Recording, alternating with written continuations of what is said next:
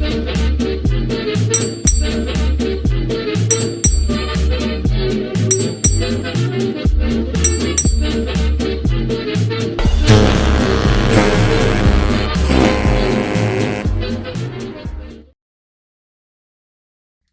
hello, welcome to the second part of Drydock 334. Well, it's the second part of the Patron Drydock, so let's just get straight on with questions, shall we?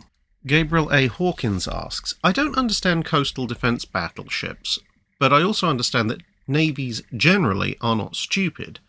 But even if you take a modern coast defence battleship like the Finnish Väinämöinen, I'd put my money on two county-class cruisers with some confidence. So what is the biggest warship that a coastal defence battleship might reasonably be expected to beat? And with this in mind, what made them effective? So the two questions are actually kind of tied together, and that in itself is tied into how you are supposed to use coast defence battleships. Now, obviously, there is a sliding scale of what you can expect to beat based partly on the capabilities of the ship that you order, and when you order it. So, for example, the Norwegian ones like Norge and Eidsvold, they're pre-World War I designs and ordered on a little bit of a tight budget, so you wouldn't expect them necessarily to be as capable as, say, Väinämöinen and Ilmarinen, which are a decade or two newer, and you wouldn't expect them to perform as well as the Sverigers, which are considerably larger and more powerful. But you are correct in general principle that if a normal coast defence battleship of the early part of the 20th century runs into a couple of heavy cruisers, full-scale ones like the counties that you mentioned, they'll probably lose a straight-up fight just due to sheer number of guns being fired at them and the fact that almost every coast defence battleship doesn't really have the armour to stop a modern 8-inch round. But looking at coast defence battleships on their own is, in theory, if they're doing it right, a little bit of an error, because a coast defence battleship, unlike, to a certain extent, an ocean-going battleship, although even ocean-going battleships usually shouldn't be looked at purely in isolation, but especially with coast defence battleships, you have to look at them as part of an overall system. And they are just one part of that system, and if the system as a whole works, then you can take on considerably larger ships and considerably more ships than you might think if you just looked on paper. Whereas if the system doesn't work or just doesn't exist, then you'll have problems and a relatively small enemy force can finish you off. In fact, the Thai coast defence ships might be a good example of that, because yes, they're quite small, they're not really even battleships, but on paper they still have a relatively decent armament, but they sailed out to confront the French ships during the Franco-Thai War in the 1930s and essentially obviated part of the systems that we're going to discuss, and as a result, unsurprisingly, the one that sailed out lost. So the three main systems that coast defence battleship relies on to assist it are geography, coastal defences, static ones that is, and other ships. So this is one of the reasons why you see Norway, Sweden and Finland investing so much in coastal defence battleships. Some other nations do as well, but obviously those three countries, especially Sweden, but the other two to a certain extent as well, are known for having a lot of shallow water, a lot of irregular coastlines, and a lot of islands. That means lots of areas of relatively shallow water, so a small ship with a explicitly designed shallow draft will be able to go places that an oceanic going ship with a deep draft can't, and that can afford both lines of fire and physical cover that the coastal defence battleship can exploit that the enemy ships cannot exploit. Tied into that, of course, are the fixed coastal defences, and when I say fixed, I mean non-moving, so that will include coastal defence batteries, which might have even heavier guns than the coastal defence battleships, or might have more guns. And it will also include things like minefields, which is why, for example, as I noted in the Swedish destroyers videos recently, pretty much everything in the Swedish Navy that can physically carry a mine is configured to carry a lot of mines. Because, of course, that will allow you, amongst other things, to block the relatively few deep water approaches, so you can funnel your enemy into certain kill boxes. And, of course, the coastal defense batteries can provide additional fire from a different angle. So, for example, if you're using a Sverige or a Väinämöinen and you're engaging your enemy from one direction, well, if you distract them and say, hey, look, I'm a ship, look at me, you want to shoot at me, don't you, because I'm shooting at you with big guns, so they might hurt you. So the enemy turns their guns on you, and then a concealed coastal defense battery opens up from the other side, and suddenly this is not a good thing for the ship in question. Or vice versa, if there's an approach to a city or a port or a base or something like that, and the enemy shipping knows it has to get past a set of coastal batteries, they might be engaging those coastal batteries, and then suddenly from behind an island on the opposite side, out pops your mobile gun battery of a coastal defense ship and goes, oh, look, point-blank range target practice, because you can't get your turrets around quickly enough before I plant 10, 11 inch or whatever shells straight into your sides at a range that even if your armor could stop them at reasonable battle ranges, you definitely can't stop them now. And then the final factor, as I said, is other naval defense forces, so torpedo boats, destroyers, other small craft like that. And between all of that, and obviously the small craft can exploit the geography as well or better than the coastal defense ships, then you can actually take on ships considerably larger. So yeah, Väinämöinen versus two counties in the middle of the Baltic, the two counties are very easily going to win.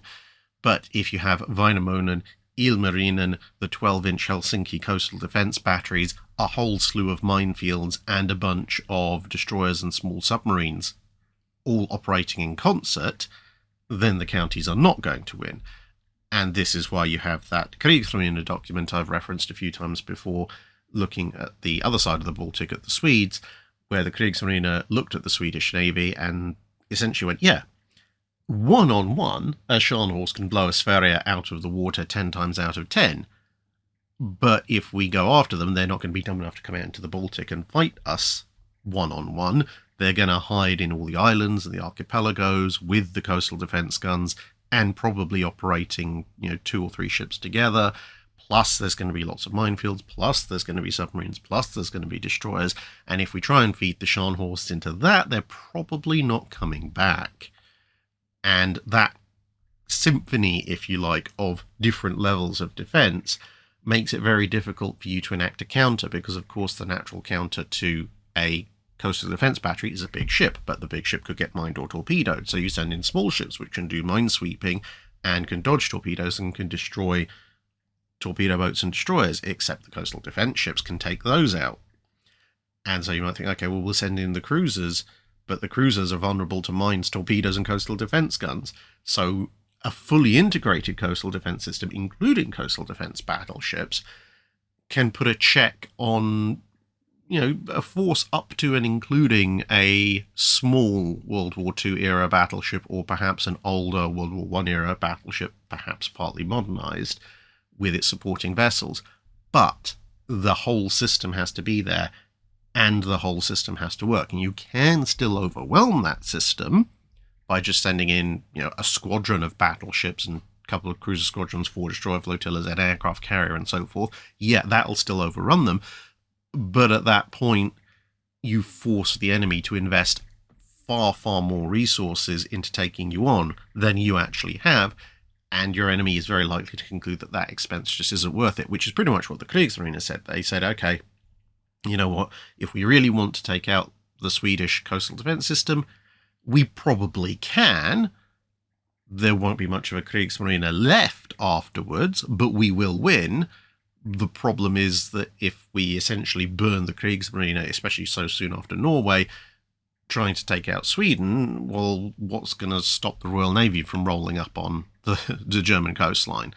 Apart from, obviously, subs, but the Navy has anti-sub escorts for that. Anyway, so, yeah, that's the point of coastal defense battleships. It's not to go 1v1 with big ships. It's to be one part of a much larger system. Fireteam Joker asks, why did Imperial Germany think it was a good idea to embarrass the US in 1917 by sending the German U-boat SMU-53 to visit Newport Naval Station and then immediately attack shipping once they left port? 17 US destroyers shadowed the U-boat and could only watch as they sunk shipping right off of the east coast. Well, it does need to be remembered that this was originally supposed to be a part of her mission. The other part of her mission was to escort the big cargo-carrying U-boat Bremen to the US, but Bremen just vanished, so that part didn't pan out. And at that point, U-53 just went, well, you know what, we're here, and as long as we're not in US territorial waters when we start stopping and torpedoing things, then, well, there's actually technically nothing the US can do to stop us. Now, legally, they were absolutely correct at the time. And to be fair, of all the U-boat sinkings of the First World War, U-53's campaign was humanitarianly not really all that bad. Conducted under full prize rules, stopping a ship, searching it like she was a cruiser, basically because there was no one around who could interfere with her. But the flip side of that is, yes, as you said, it was something of an embarrassment for the US, especially given that legally speaking they couldn't do anything, but practically speaking they could, which gave a certain impression in some circles, which was one of embarrassment, to say the least. Now, exactly why this is done is still a subject of some debate. We obviously have the orders that they were given and the general intentions of their superiors. But for me personally, I think it boils down to the same kind of thinking that we see quite often during the period that the channel covers, from politicians and higher ranked officers who are perhaps thinking more like politicians than officers. And that is that authoritarian regimes tend to use fear as a way of enforcing their will. They also view anyone who isn't authoritarian, generally speaking, as weak in some way, shape, or form, whether they view them as completely weak, like saying, oh, well, we could easily defeat them, or morally weak, as in they might have technical strength, but we could still beat them. It varies. But you see this with the Japanese in World War II. They think that, well, some of them at least, at the upper levels, think that if you hit the Americans hard enough, for example, at Pearl Harbor, then the Americans will fold and ask for peace, even though on paper, American industry and the American war machine is considerably more powerful than the Japanese. And I think there's probably a certain amount of that going on in Germany as well. Bearing in mind, to be fair, that there is a not inconsiderable pro-German sentiment in the US, at least at the start of World War I. But you've also got the fact that, well, even up to the early 1910s, the Kaiser had this idea that Germany could defeat the USA in a straight-up war, and the big plan for that was to assemble the High Seas Fleet and get it to escort a bunch of troops, sail over to New York, attack and capture New York and the surrounding area, and confront and defeat the US Navy if they tried to stop them. Now, to be fair, thanks to being the second largest navy on the planet, if the Germans, completely without interference, had sailed the entire High Seas Fleet, presumably with some kind of support logistics fleet, which they didn't really seem to consider all that much, but assuming that was the case, and they tried to confront the US Atlantic Fleet in a sort of big showdown off of the New York coastline, they probably had the numbers to win that particular battle. But the fact that they thought that potentially winning that battle and then attacking New York with a couple of 100,000 troops was somehow going to cause the entirety of the United States to capitulate, it kind of illustrates my point. An relatively authoritarian regime thinks that a relatively less authoritarian regime will capitulate in the face of a demonstration of overwhelming strength. And, well, I'll leave it to those of you who are in the States to put in the comments below how likely you think that was going to be. But this kind of attack is the same kind of thing, I think, at least, but on a smaller scale, demonstrating the strength of the German U-boat arm. Yes, we can come over there. Yes, we can reach your coast. Yes, we can sink shipping. Yes, there's nothing you can do about it. Therefore, fear us and don't fight us. Again, I'll leave it up to you to decide how effective that particular message was. John M. asks, this is similar to one that you were asked last month about what navies did with old admirals. My question is, in the period covered by the channel, did any or all of the larger to moderate-sized navies have policies that would place a less aggressive or competent captain in a command that wouldn't see combat? For example, would the COs of the paddle wheel Great Lake carriers or USS Wyoming be persons who, by dint of rank, time, or basic competence, were due command, but the higher echelons deemed them to be not suitable to command a ship in combat? By these examples, I'm not attempting to cast aspersions on those captains, but simply using ships as an example as ones that are guaranteed not to see combat. Or was it simply the next ship that was due for a new commanding officer, and therefore he gets that ship? Also, was being posted as a naval attaché to Thailand or Suriname or places like that a not-so-subtle hint you may have reached about as far as you were going to go? It very much depends on the navy and on the time period, but there were policies and procedures in place at certain times in certain navies to try and prevent officers that they thought perhaps wouldn't do so well on the front lines from being in a position where they might be assigned there. Obviously, they weren't foolproof, and those systems had to be in place in the first place, but there were, for example, selection boards for most promotions once you get up to the higher echelons. So it's possible that if the Navy thought, well, you know what, this guy really isn't suitable for commanding a ship in combat, they may never actually be advanced to the rank of captain. Now, of course, it's possible for those board decisions to get things wrong, like with the case of Captain Johnny Walker, who was initially held back as a commander, although obviously later on got a promotion to captain and was in line for a promotion to rear admiral as well. Now, obviously, in that case, the system was a bit flawed, but at least it existed. So usually a navy would try and filter out people who aren't really suitable for a combat command before they reach a rank of captain. But if you do have a whole pool of captains to choose from, or potential captains, and you think, well, maybe these guys are more suited for combat than other captains, then usually you would try and push the slightly less suitable captains not so much onto ship commands behind the lines, if you like, because it could very well be argued that once you have a certain amount of time in command of a ship, wherever it happens to be, then you should be given command of another ship, and that therefore is more likely to be a frontline command ship, especially because you now technically have command experience. You would probably more than likely, assuming they still wanted your services generally, be dispatched to somewhere like a shore base where you might become captain of a naval station or equivalent, or made a assistant to somebody or other.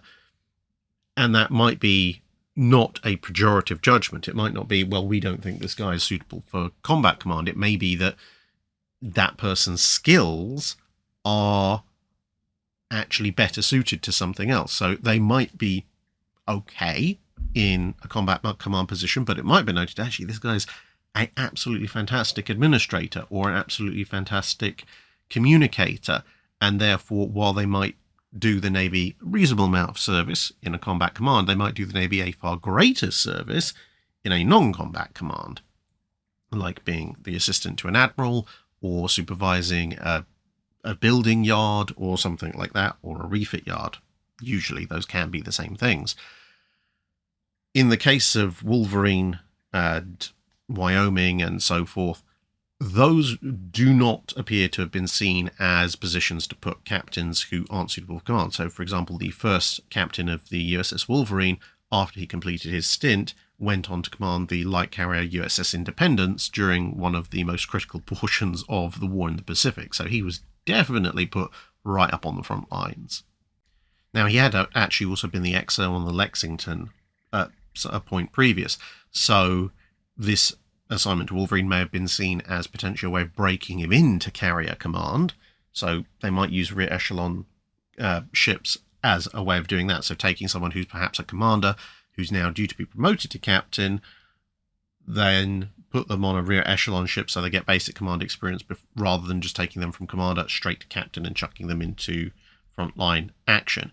And you might see that especially around the beginning of the war, when obviously you might be an XO but not have a lot of combat experience, whereas by 43, 44, something like that, there's a reasonable chance that even as an XO you'll have quite extensive combat experience, so moving to a combat captain position would be somewhat less controversial.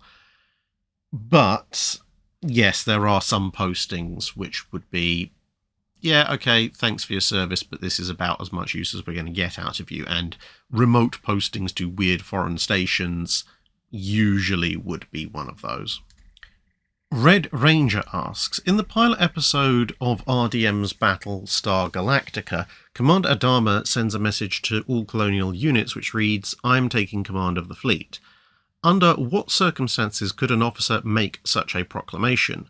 Somehow, I doubt that if Admiral Togo was present for Jutland and was witness to Beatty's poor command and control, he could simply say, yeah, if you don't want to see your command turn to scrap metal, then stand aside and watch a real admiral go to work.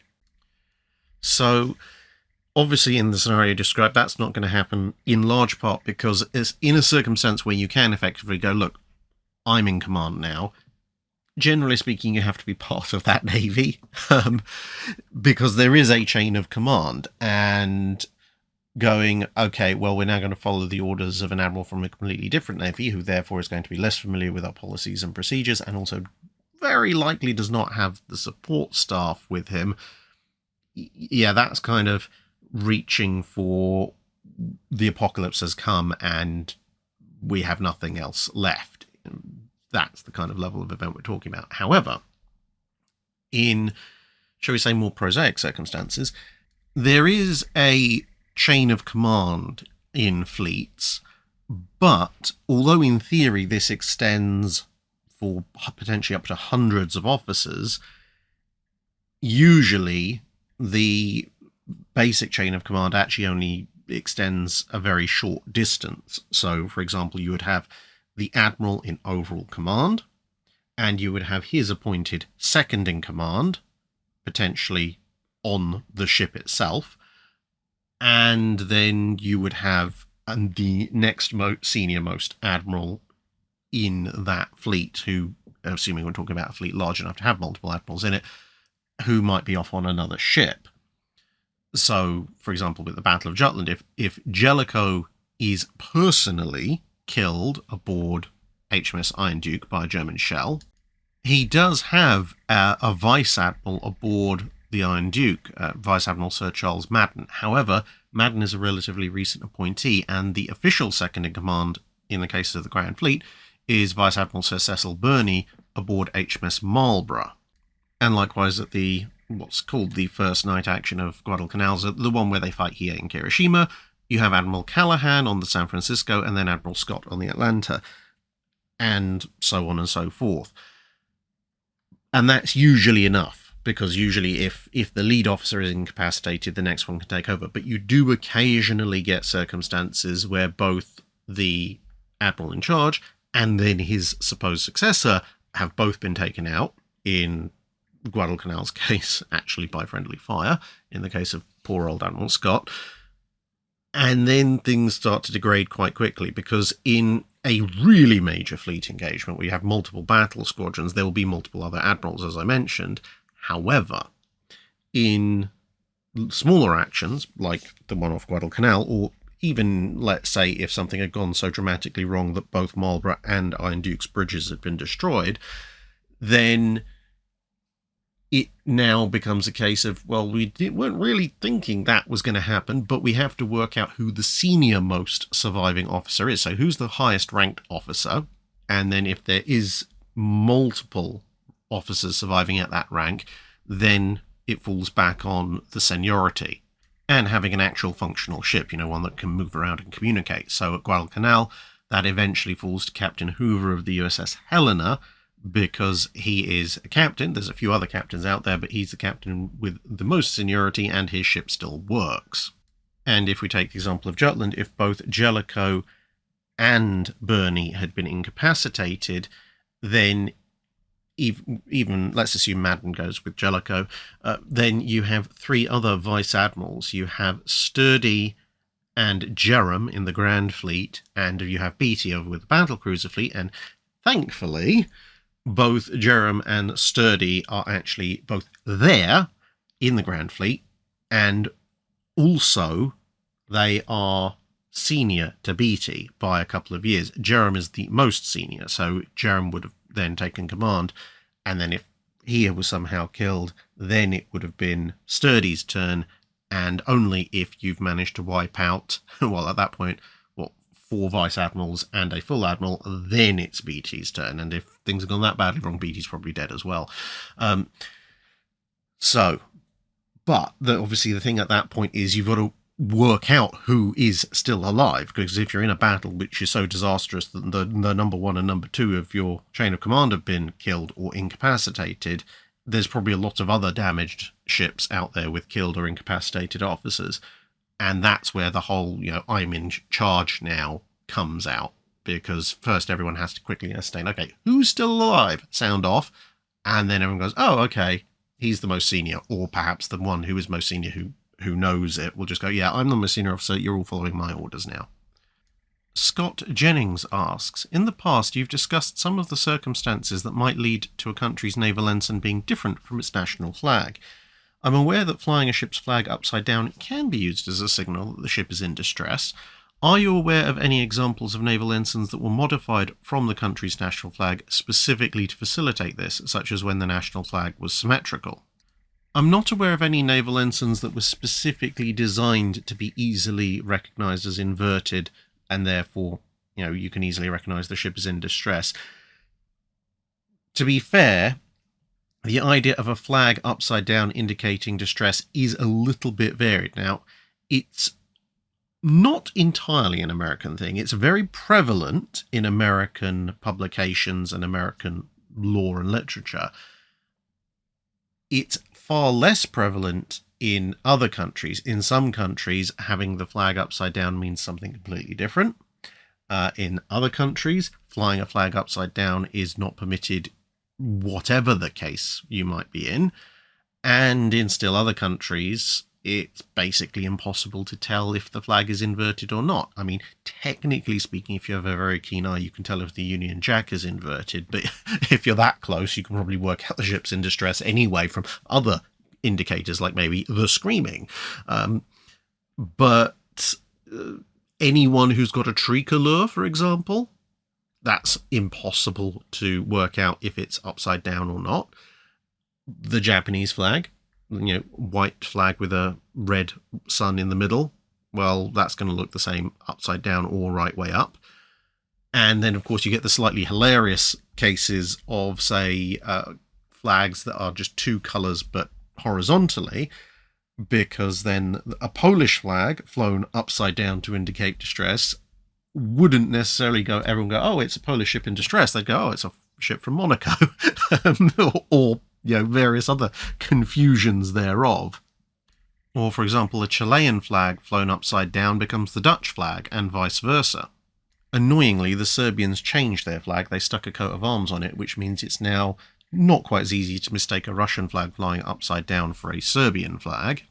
And so what exactly constitutes a flag of distress does vary both depending on time and nation. Obviously, there's lots of other things you can use to signal distress. There's the November Charlie flags, for example, signal flags nowadays. Rockets were very often used even way back in the Age of Sail. As you can see in this picture, with a white ensign upside down, you would occasionally invert your flag if you had a flag that was easily recognizable as inverted. But another very common way of signaling distress back in the Age of Sail was actually to fly your flag at half-mast. The problem nowadays is, of course, half-mast is recognized as a sign of mourning, which okay, it might invite some inquiry, but you wouldn't get the same response these days by flying your flags at half-mast as you would if you did it in the age of sail, for example. And actually, the meaning has transferred one from the other because, of course, if you fly your flag at half-mast to indicate distress, it became a way of showing respect in the event of the death of someone important like the monarch, because you're saying, look, mourning is a form of distress. I am in distress. I am in mourning. And then the mourning part kind of took over now. So, yeah, exactly what a flag of distress is varies quite a lot. Michael Imbezi asks, in the stores video, you mentioned that the Iowa's torpedo defences were weaker around the forward barbette. During the period that the channel covers, did countries know about weak points or weaknesses in their opponents' ships via spies, and was this information distributed to captains and crews to help them in battle? So just in case you're interested, here you can see the inner void spaces on an Iowa class being stepped in, or out, I suppose, quite considerably by the presence of turret 1, thus making the torpedo defence slightly less strong around that area. Now, in terms of the general question, it depends quite a lot. Sometimes countries would have quite a lot of access to at least the basic design of an enemy ship or potential enemy ship because they built it. So, for example, the British were very well informed as to what exactly the internal layout and armour scheme of the Congo class was, at least until it got heavily refitted, because, well, they'd built the first of them. And even once the Congos had been refitted, certain things could still be derived from the original drawings because, some basic elements of the ship would not have changed all that much. And similarly, if for some reason the US had gone to war with Argentina in the 1910s or 1920s, then, well, the US Navy would have known every single nut and bolt of the Riverdavias. But for ships that were built in the nation in question, so home-built ships, if you like, it's obviously much more difficult to learn about weak points and weaknesses, and that's kind of on two major grounds. Firstly, of course, your enemy is not going to necessarily want you to know what those weaknesses are. You can try and spy on them, or seize design documents, but ships tend to be, relatively speaking, secure. But even if you do find out about a specific weakness, there's a limited amount that will actually give you, because, of course, if there's this one key weak point, good luck hitting it. When you're talking about bombs and torpedoes and shells being fired in World War I and World War II, the lucky part is hitting the ship at all, let alone, yes, well, we know that there is this 2-meter wide exhaust port, we're going to target that specifically. That doesn't happen in the first part of the 20th century.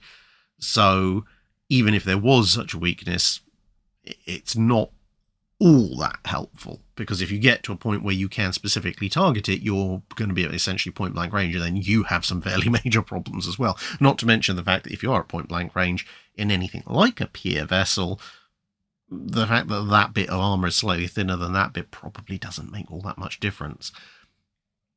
The other aspect, of course, is that the nation in question might not know that their ships have a weakness until something dramatic happens, or well after the fact of the ship being built, when someone notices something is slightly skew.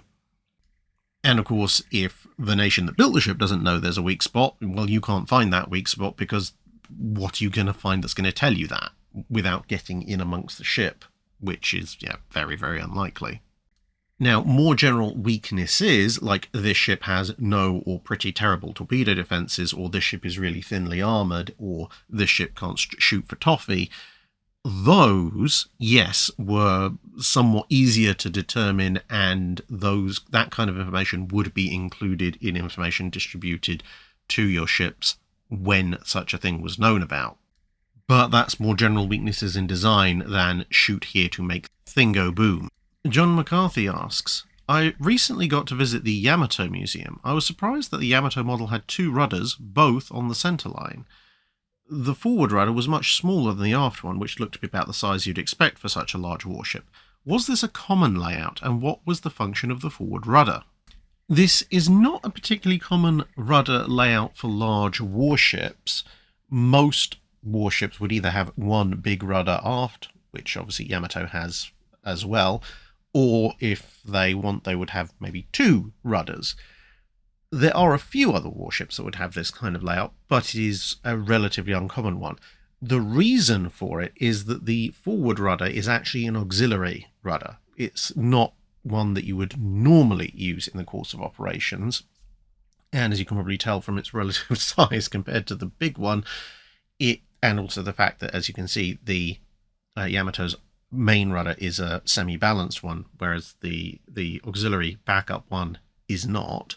It is not capable of really doing a huge amount to steer the ship, but what it can do is basic course correction and keeping the ship in a vague line. So you'll remember, for example, when Marblehead was hit and her rudder system was disabled, although she tried steering with engines, the minute she started drifting off course, even very fine control steering with her engines and propellers still left her lurching randomly from side to side. Whereas with this system, in theory, if someone blew off or crippled Yamato's main rudder, the auxiliary rudder would at least keep her heading vaguely in a straight line, and then perhaps an application of the auxiliary rudder plus varying the propulsion on your various propellers would allow you to very carefully change direction. So it was kind of like the limp home capability on some modern cars. But I would also like to use this question as an opportunity to point out that whatever you might otherwise think of AI, and I know there's a lot of, reasonable negative thoughts about AI and some reasonable positive ones as well, absolutely do not use the AI overviews that you get in things like Google searches and Bing searches these days as any kind of authoritative source. Because when it comes to naval matters, they are usually terrible. Now, there's a few times I've run into this when I've been looking at various online sources for different things. But in this particular case, while I was answering this question, I thought, right, I don't actually have a particularly decent picture of the twin rudders of Yamato, so I'm going to just Google and see if there is a decent open source picture. And turns out, well, you're looking at it. So if you put Yamato class 2 rudders, because otherwise if you put Yamato class, you just get a bunch of photos of Yamato, which are all very nice, but not what we're looking at this moment. The AI overview says that the Yamato class of battleship had 2 rudders to improve their turning ability and stability. The main rudder was located on the ship and the auxiliary rudder was positioned ahead of it. That's 60% wrong. Yes, they've got the positions of the rudders relative to each other correct. All they're saying the main rudder was located on the ship is like, well, what do you want, a slow hand clap? Of course it's on the ship. It'd be pretty useless if it was anywhere else. But the 2 rudders weren't to improve turning ability and stability. That is complete nonsense. As we just said, the auxiliary rudder was there as a backup in case something happened to the main one. And then you have an explanation, which is 3 bullet points. It's like, the Yamato class was designed to evade bombs and torpedoes. I mean, technically she was supposed to be capable of doing so. She wasn't explicitly designed for that purpose. She was designed to sit in a battle line and blast smaller ships apart. So technically correct, but not really very accurate. Then the German battleship Bismarck lost its maneuvering ability in World War II due to damage to its rudders. Now, again, that is technically correct, but using that as an explanation as to why the Yamatos had 2 rudders is fundamentally incorrect, because apart from anything, Yamato was launched almost a year before Bismarck was sunk, so unless the Japanese had psychers on their design board who could look into the future and go, aha, clearly we can see that, 3 years after we freeze the design of the Yamato and order its construction, or possibly more than that, Bismarck, this other German battleship, will be crippled, so therefore we must incorporate a second rudder. No, that's not going to happen. The ship was almost complete at the time that Bismarck was sunk. Now, yes, there had been a few different design considerations as to where Yamato should have her auxiliary rudder during the design process, but where you put something as important as a rudder fundamentally affects the entire design of the hull. That is not something you can change when the hull has been completed and has been in the water for almost a year. That's just not how it works. And then it talks a bit about the auxiliary rudder was not actually able to make the ship resume course, which that bit is actually true. During trials, it was found that the auxiliary rudder in and of itself didn't actually have enough of an effect on turning that once Yamato was in a fairly steep turn, it could bring it back on course by itself. Hence why I said at the beginning, if Yamato had lost its main rudder, it would have to use the auxiliary rudder essentially as a course-keeping rudder in conjunction with playing with the revolutions and directionals on the prop shaft to essentially just try and keep it in a straight line rather than any kind of dramatic manoeuvring. Elliot W. James asks, reading Brassey's Naval Annual 1890 on the 1889 British manoeuvres, it was noted that Sir George Tryon Squadron took 7.5 hours to raise anchor. This was caused by the crews being unfamiliar with the peculiarities of the ships involved. Would this be the result of several of the ships not being fully manned in peacetime and having reservists brought on board for the exercises? Or what made anchors and ground gear so particularly difficult to use? I mean, I could understand in the age of sail this being difficult, but wouldn't steam mitigate many of the problems? So the quote in question in that particular annual says, it was at 3:30 yesterday morning that the fleet began to unmoor, preparatory to proceeding at sea, but it was not until nearly 11 that Sir George Tryon was able to give the signal for his squadron to weigh anchor. Nearly all of the delay was caused by the trouble and mishaps connected with the anchor gear of various ships. There is no part of the equipment of a man of war which requires more management and experience in handling than the ground tackle. Every vessel has peculiarities of her own in this respect. Therefore, it is due probably to the crews being in the most cases quite strange to their ships and to the officers not yet having gotten the hang of things that so many shortcomings were made apparent. Shortly after 10 o'clock, Admiral Baird got impatient of further delay, for it was manifest that if he did not start speedily, another review might have to be postponed, so he signalled the ships of his squadron to proceed to sea as soon as ready, and shortly afterward they began filing out to the eastboard in a long single line. But some ships could not obey the order, and amongst these were the Anson, Collingwood, and Inflexible, still engaged in getting up their anchors. Now, I suspect here that in actual fact it was steam that was the problem, because you can see here's Collingwood, one of the ships that had one of the biggest problems, and in 1889 she is pretty much a frontline modern battleship. There's scarcely anything in the fleet that's newer than her. So I think what has happened here is that you have a mixture of crew. Some, yes, reservists, but from the description of it also potentially the ships being new have just been crewed with men and officers who obviously haven't actually run the ships for very long. Bearing in mind that Collingwood was only commissioned in July 1887, so she's been in service for a couple of years, but that means that this is probably around about the time where she'd be expected to turn over crew and officers, so this is probably a brand new crew. And back in the old days, when you're talking about the age of sail and the early ironclads, raising anchor would be a somewhat easier task in terms of complexity, because it would just be, well, here's a capstan, here's a bunch of beams, everybody around the beams, off you go.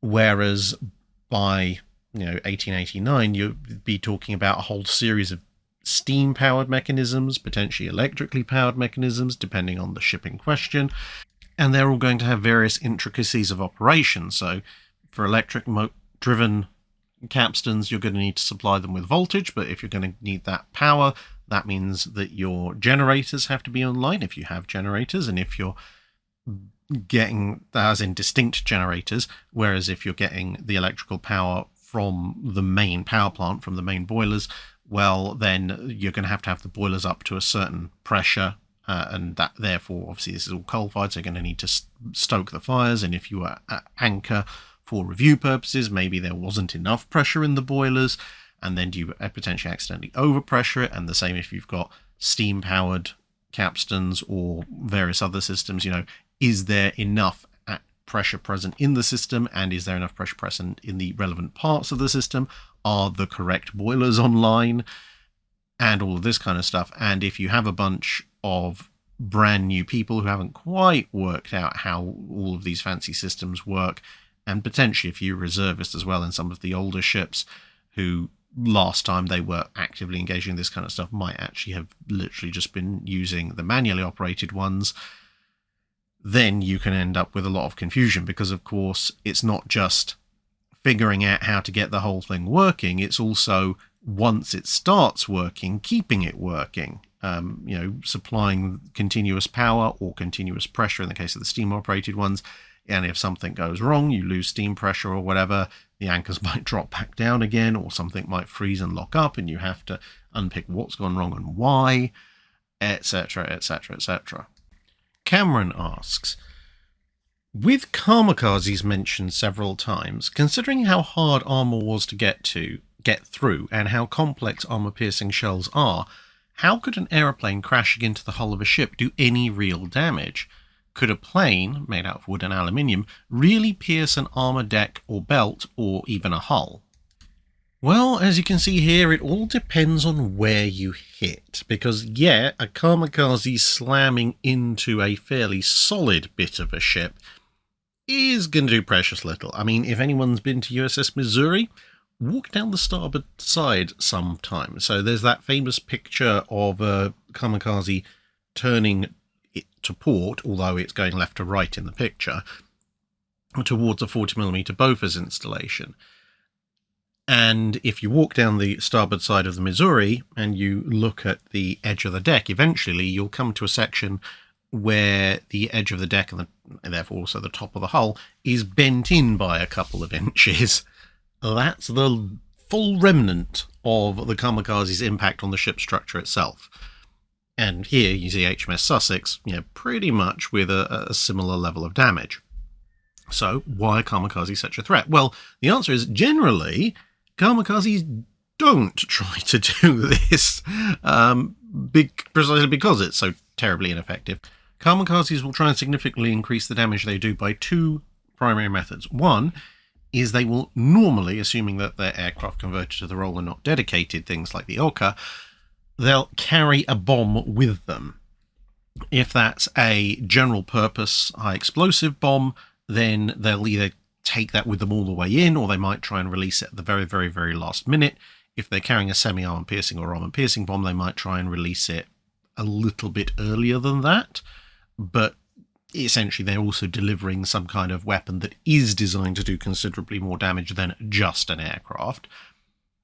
And the other thing they're trying to do is usually try and hit somewhat higher up on the ship, either superstructure or diving down into the decks. Partly because obviously if you go into a full power dive at the last minute, you'll probably hit with more velocity and therefore do more damage than you will if you're evading left, right and centre and then hitting at a potentially slightly odd angle going into the side of a ship. But also because especially if you are carrying a bomb, that means that the more vertically you hit the ship, the more chance you are giving that bomb of getting deeper into the ship, possibly through deck armor if the deck armor is not particularly thick or not present at all. And even if it doesn't get through any kind of armor protection, it will hopefully still explode inside the ship rather than outside the ship.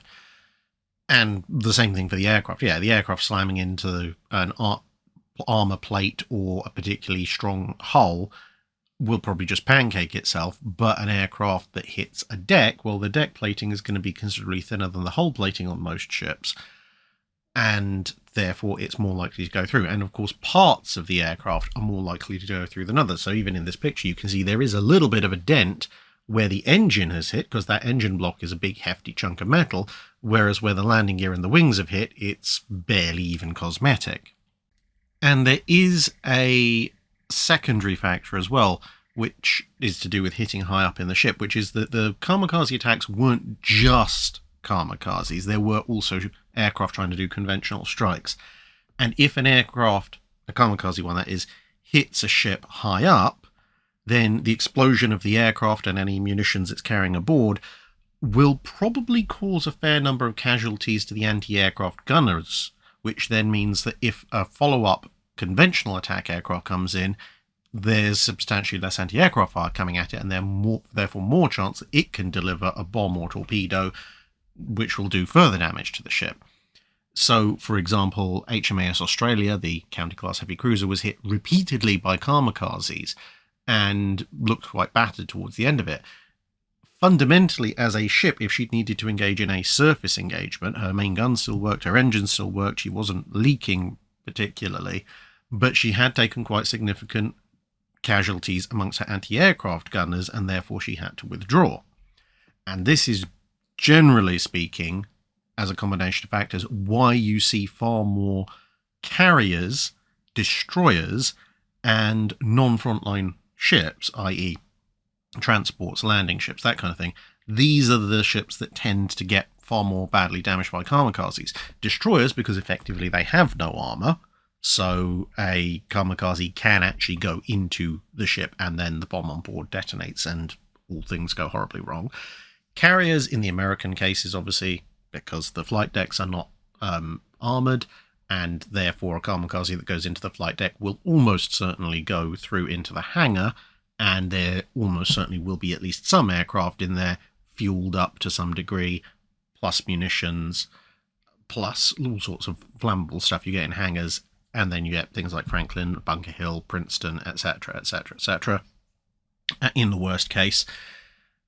And obviously, transport ships also don't have armour, and in the case of some, they're carrying munitions, so they tend to go up rather spectacularly. But conversely, you don't really see major damage done to cruisers or battleships, which are the big protected ships. So even HMS Australia was mostly withdrawn to deal with the shortage of anti-aircraft gunners, and she was hit repeatedly. And even with some ships like Laffey, the destroyer, she's hit repeatedly, but without any of them striking hard enough, or either with a bomb or in the right place for the bomb to get in.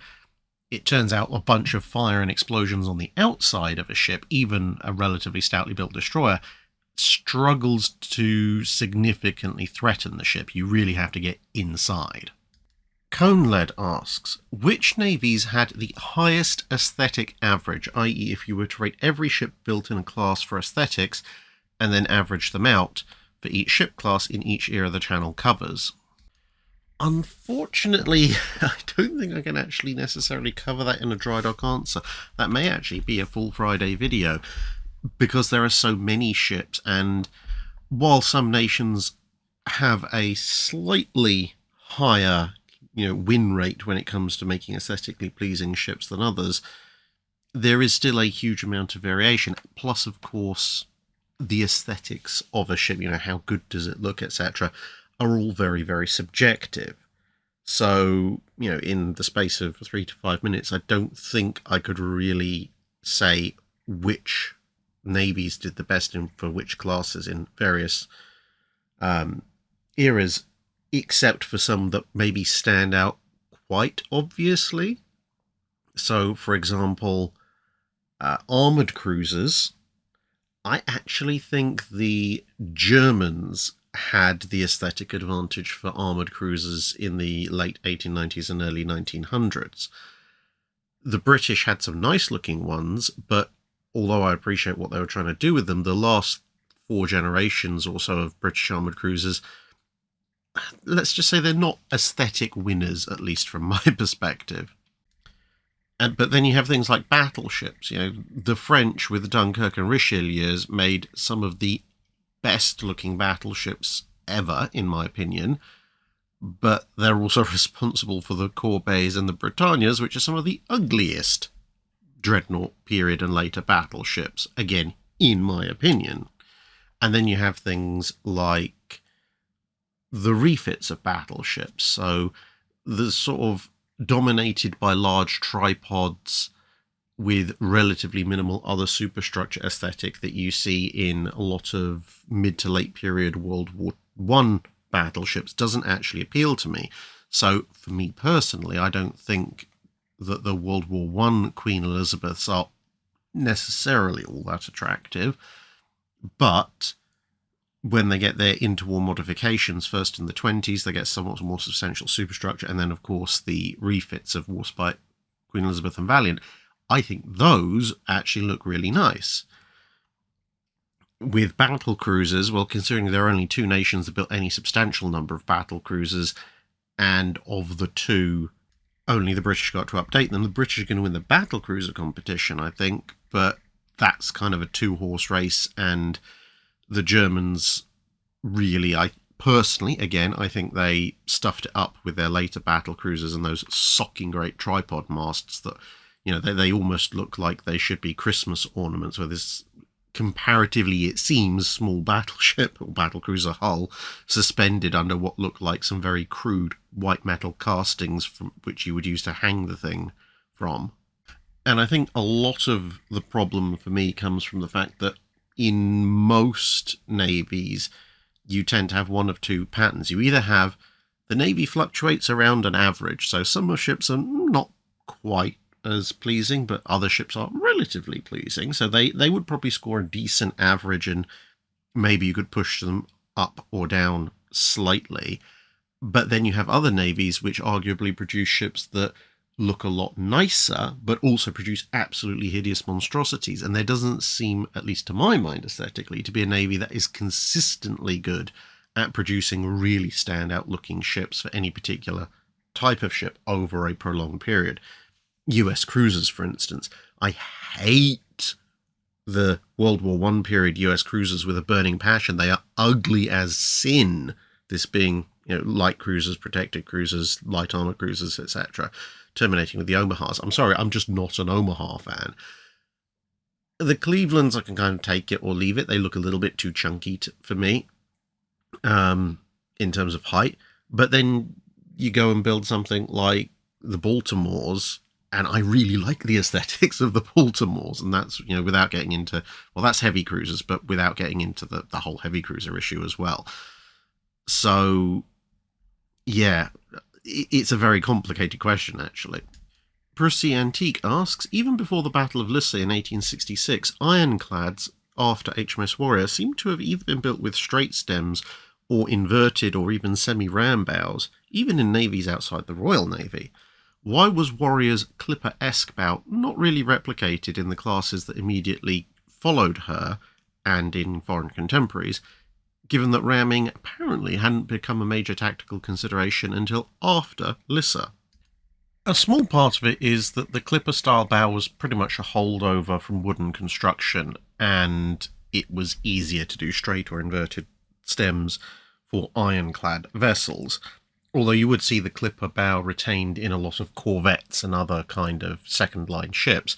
However, there was also, partly influenced by the American Civil War and partly influenced by testing in advance of building the first ironclads, a notion that ramming might be a useful and important tool in a ship's arsenal. Obviously, with the American Civil War, you got a demonstration of the relative ineffectiveness of certain types of modern guns against armoured ships with the Battle of Hampton Roads and so forth. But even before that, if you're testing the armour for HMS Warrior in the late 1850s and your best guns can't penetrate it, and you think you have the best guns across the planet, then you're going to sit there and go, well, hang on a minute. If we've made a ship that's completely invulnerable, and theoretically this kind of armor could be copied by other people, well, then how do we kill it? Well, I guess we'd have to ram the thing. And therefore, ram bows started to be installed on ships well before the Battle of Lissa, but it was a kind of ancillary thing of, well, if we come up against a really, really, really tough target, we might need to ram them if we don't have powerful enough guns. Because, of course, bearing in mind, in the early 1860s, your most likely opponent as an ironclad was still going to be a wooden warship, so shell guns and so forth would easily suffice for that role. What happens with Lissa is you see a large fleet battle that consists of significant numbers of ironclads with relatively little damage done, but ramming seems to be decisive, and that shifts ramming from a tactic that they're thinking, well, we might need to use it, but we also want lots of guns, to, ramming might actually be the tactic and guns moving down to a secondary position. So, for example, you have here HMS Lord Warden, and there's the two ships in this class. As you can see, Lord Warden here in Drydock, and she is actually completed well before the Battle of Lissa in, I think it was 1863. So her design is formalized at the very beginning of the 1860s. And as you can see, she has a very, very prominent ram bow underneath, even though her commissioning predates most of the American Civil War ironclad fights, and her design predates both the entirety of the American Civil War and the Battle of Lissa. Jonathan Smith asks, following up on your T2 tanker 5-minute guide, can you explain the difference between a tanker and an oiler? Is it the role the ship is assigned? Are they just synonyms, or are there specifications or equipment differences? There are some quite specific differences, although generally you could say that all oilers are tankers, but not all tankers are oilers. So fundamentally, the shared things between tankers and oilers, especially in a World War II context, are that, well, they carry a huge amount of oil, and they will have their machinery spaces right aft. As you can see with this one here, this is the USS Cahaba, and you can see her funnel there is right aft, indicating where the boilers are. Now, where tankers and oilers differ comes in two broad categories: specification and equipment, as you mentioned. So specification, an oiler, generally speaking, will be faster than your average tanker, because a tanker, which is obviously supposed to pick up oil from one place and take it to another, is generally not on too tight a time schedule. As long as the oil arrives, people don't tend to worry too much, and obviously the companies that are running the ships want them to run at the cheapest possible cost. So a smaller power plant means more space for oil, which means more revenue per run and less fuel consumed during said run. So obviously, again, more profit. Whereas an oiler, usually, if we're talking about a fleet oiler, has to not necessarily keep up with the fleet going at full speed, but at least keep up with the fleet train, which usually means a minimum speed in the mid to high teens of knots, and ideally faster, but in a World War II context. Whereas a tanker, usually the company that builds them will be happy with maybe a 10 to 12 knot top speed, maybe a bit more if they have a specific role. So an oiler generally will have a larger power plant and be able to move quicker. But then in terms of equipment, a tanker, again, once it rocks up at a pier side, has to simply be able to offload its oil. So they may have their own onboard pumps, they usually will, but those pumps may not be particularly numerous or particularly powerful because, well, you might have a few days to discharge the oil or take it on board, and you might have assistance from onshore pumping equipment and so on and so forth.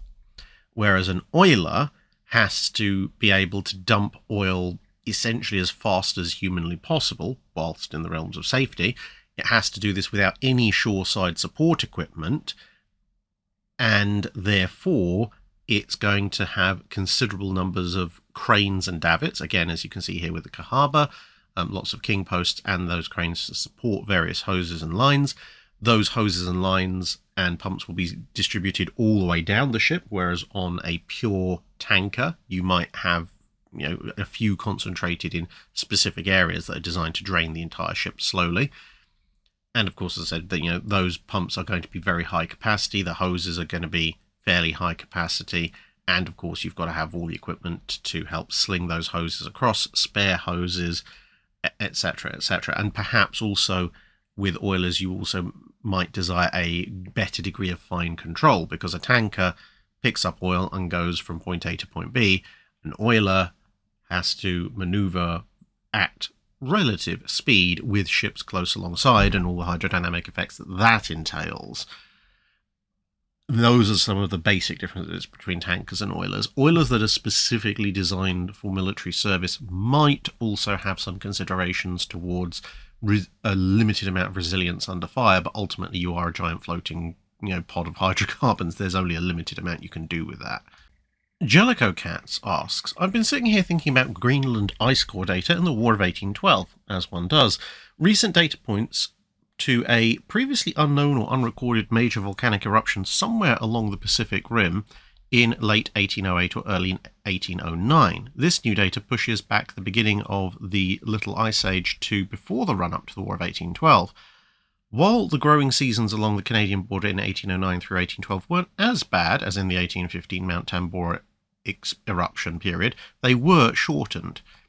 Do you think climate change was therefore a possible contributing factor to British, Canadian and American tensions that led to the War of 1812? Might both sides have reached a peaceful resolution to their differences if the climate had been more cooperative, or was there too much underlying friction? I don't think it necessarily contributes to the outbreak of the war itself, because something like impressment, as much or as little as that was actually happening, isn't really related to whether your growing seasons are becoming shorter or the weather's becoming colder. American imperialism, their desire to take over Canada and hit the native tribes over the head quite considerably, also not really all that related to the weather. And the trade restrictions that Britain brought in because the Americans were trading with France, which of course Britain was at war with, again, not really all that much affected by the weather, although you might potentially argue with that last one that if the growing seasons are becoming a little bit shorter and therefore perhaps there's a little less food on the table, a little less wealth being generated because there's not as much activity that can be done, certainly in the northern part of the US and in Canada, during the colder months, then at that point, obviously, the Americans might look to trade to try and keep the economy on the upswing, and that, in turn, could lead to an increase in tension beyond what might normally be perceived if that trade is then cut off by the British, saying, no, you can't trade with France. However, if there was slightly colder weather as a result of this volcanic eruption in 1808-1809 during the War of 1812, then it might have had an indirect impact on the actual outcomes of the war. Because, of course, when you get things like the naval element on the war on the Great Lakes, each winter the naval element has to die down because bad weather closes in, parts of the lake start freezing over, etc., etc. Now, if that, if you like, non-campaign season is longer than it would be on average, because of increased cold weather, that you could think has an effect because it gives both sides a longer time when the other side can't come after them to rebuild and rearm their fleets and improve their fleets with bigger ships. It also means that there's slightly less time each year for whichever side on whichever lake has the advantage to press said advantage, which obviously can then influence both what happens that year and what happens the subsequent year. And even, I guess, on the land side of the campaign, snowstorms, poor weather, etc., would affect your ability to supply your troops and affect your campaign season, your logistics and so forth. So that could have had an outcome for similar reasons. And possibly even at sea, because if you have generally poorer and colder weather for longer periods of time, that probably means slightly more storms and things like that, which in theory favors the US because more storms and more inclement weather makes it easier for ships to break out of blockaded ports and so forth. So individually, any one of those slight effects of having slightly worse weather might not add up to too much, but collectively, it might result, as I said, in advantages that weren't pressed or disadvantages that weren't exploited, or ships that escaped that otherwise perhaps wouldn't, but working out, would this storm have happened at this time in this place, and would it have had as much intensity as it did, etc., etc. That's a very granular exercise. I mean, it might make an interesting paper if somebody wants to do a comparison of, what was the general weather like, let's say, from 1798 to 1808, and then what was the weather like 1808 to 1812, and what was the weather like 1812 to 1815, and try and draw out approximate comparisons and then identify those overlap periods where something may or may not have happened as a result of worse weather. That would actually, I think, make a very interesting paper, but that's not something I can do in a Drydock question, unfortunately. Primark359 asks, have you found your engineering background or your proficiency in library diving to be most helpful in making your videos? I would say of the two, my engineering background has been by far the most helpful. partly because ultimately, if you need to find stuff in libraries and archives, even if you don't have a particular proficiency in it, you can eventually find it as long as you've got a degree of capability in searching. It's just a matter of time. Whereas something like an engineering degree gives you a significant amount of understanding of factors that you might not otherwise get. And you can see this in multiple fields, but especially in something that's potentially got a much more technically rich background like naval history, there are certain elements that you can look at and you immediately not understand that they happened, and perhaps not even just understand why they happened in basic, but understand why on a fairly complex level, why these things happen. So, for example, the development of armor. Most people know that steel is stronger than iron, but why go for a layer of steel and then iron? What's the exact benefit of that? Why have a hard face but a softer back on Harvey and Krupp steel? Why not just have a fully hardened plate?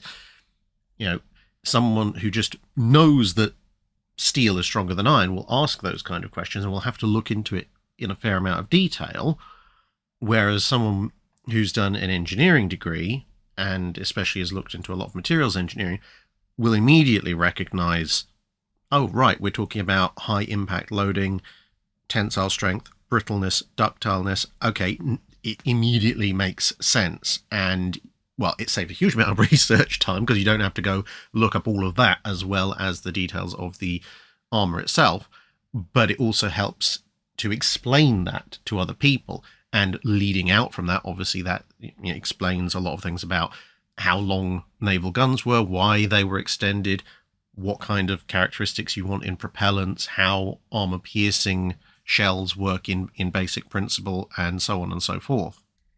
And even things, like wave theory, stability, that kind of stuff, metacentric height, center of mass, center of buoyancy, all of this kind of thing, all of that makes immediate instinctive sense and has all this, information that was imparted to my brain back when I was doing my university degree, all comes flooding back, and it means you intuitively understand a lot of the technical aspects of naval ship construction, which obviously helps you to not necessarily skip, but move very quickly past those elements of naval history and then concentrate on how that all comes together and why certain nations were better at certain elements of things at certain time periods, and why sometimes there could be leapfrogging here and there. And it can even come down to fairly basic stuff, like, again, someone might understand, well, they had steel armor in the medieval times, steel swords, steel breastplates, steel helmets, etc. So why don't they make cannons out of steel instead of iron? Why are early armored ships clad in iron and not steel? This is a logical question for someone who is only aware of the fact that steel existed hundreds and hundreds of years ago, but for some reason in the 1860s people were using iron. And as an engineer, obviously this is something that someone else could find out as well, but as an engineer, one of the things you get drilled into your head while you're looking at materials engineering are things like the invention of the Bessemer process, which allows you to mass manufacture relatively high quality steel, and the fact that that only comes about in the 1870s and onwards immediately, without having to look further, tells you why everyone's cladding ships in iron in the 1860s, simply because there is no way to mass manufacture steel at that scale in the 1860s. But once it becomes available, then obviously they start doing it. And of course, when you're doing things like history of engineering, again, especially with reference to engineering materials, you also become aware of who was doing steel quickest and earliest. So then the fact that the Le Creuset works, for example, give the French an early advantage in basic steel armor. Again, it doesn't come as a surprise. In fact, you start looking for it. Eric Van Dooting asks, in the book Morning Star Midnight Sun, Shikaku's torpedo squadron is said to have utilized attack method B in their attack on Hornet. I assume these methods would include details such as how many sections the planes would break into, from which direction each would approach the enemy ship, etc., etc. I was wondering if you might have any concrete examples from any of the three major carrier navies as to their various anvil attack patterns, and what factors might lead a squadron commander to choose a specific pattern given the circumstances of a particular battle. There's quite a lot of information out there from various interwar exercises, be they US Navy fleet problems, Japanese fleet exercises, Royal Navy fleet exercises, etc., about various attack methods that torpedo bombers would use, like you mentioned attack pattern B for the Japanese. If you look at the video that I've done on Royal Navy fleet exercises, which I need to follow up on because I've got a bunch more information on other fleet exercises from that year, let alone other years as well, you can also see there are various tactics that are discussed and practiced then. However, there is quite a big difference between the different tactics that they adopt or practice and label in the interwar period, and then what actually happens in wartime. So when you say concrete examples of the three major carrier navies executing these various attack patterns, that suddenly becomes a lot harder, because specific attack patterns or attack methods might call for, let's say, 24 torpedo bombers, and a dozen of them will go left and a dozen will go right, and they will time their attacks so they both come at the target from, let's say, a 45-degree angle off the starboard bow and the port bow,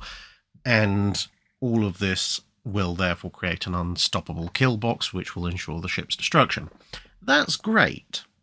Unfortunately, what it turns out to be in wartime is that, well, the enemy gets a vote apart from anything else. So your tactic might call for 24 torpedo bombers, and you might even line up 24 torpedo bombers on the flight deck, but then, two of them fail to launch and another one has engine trouble. Well, now you're down to 19. Okay, so do you split the losses and go, right, well, we'll have 2 less in that one and 1 less in that one?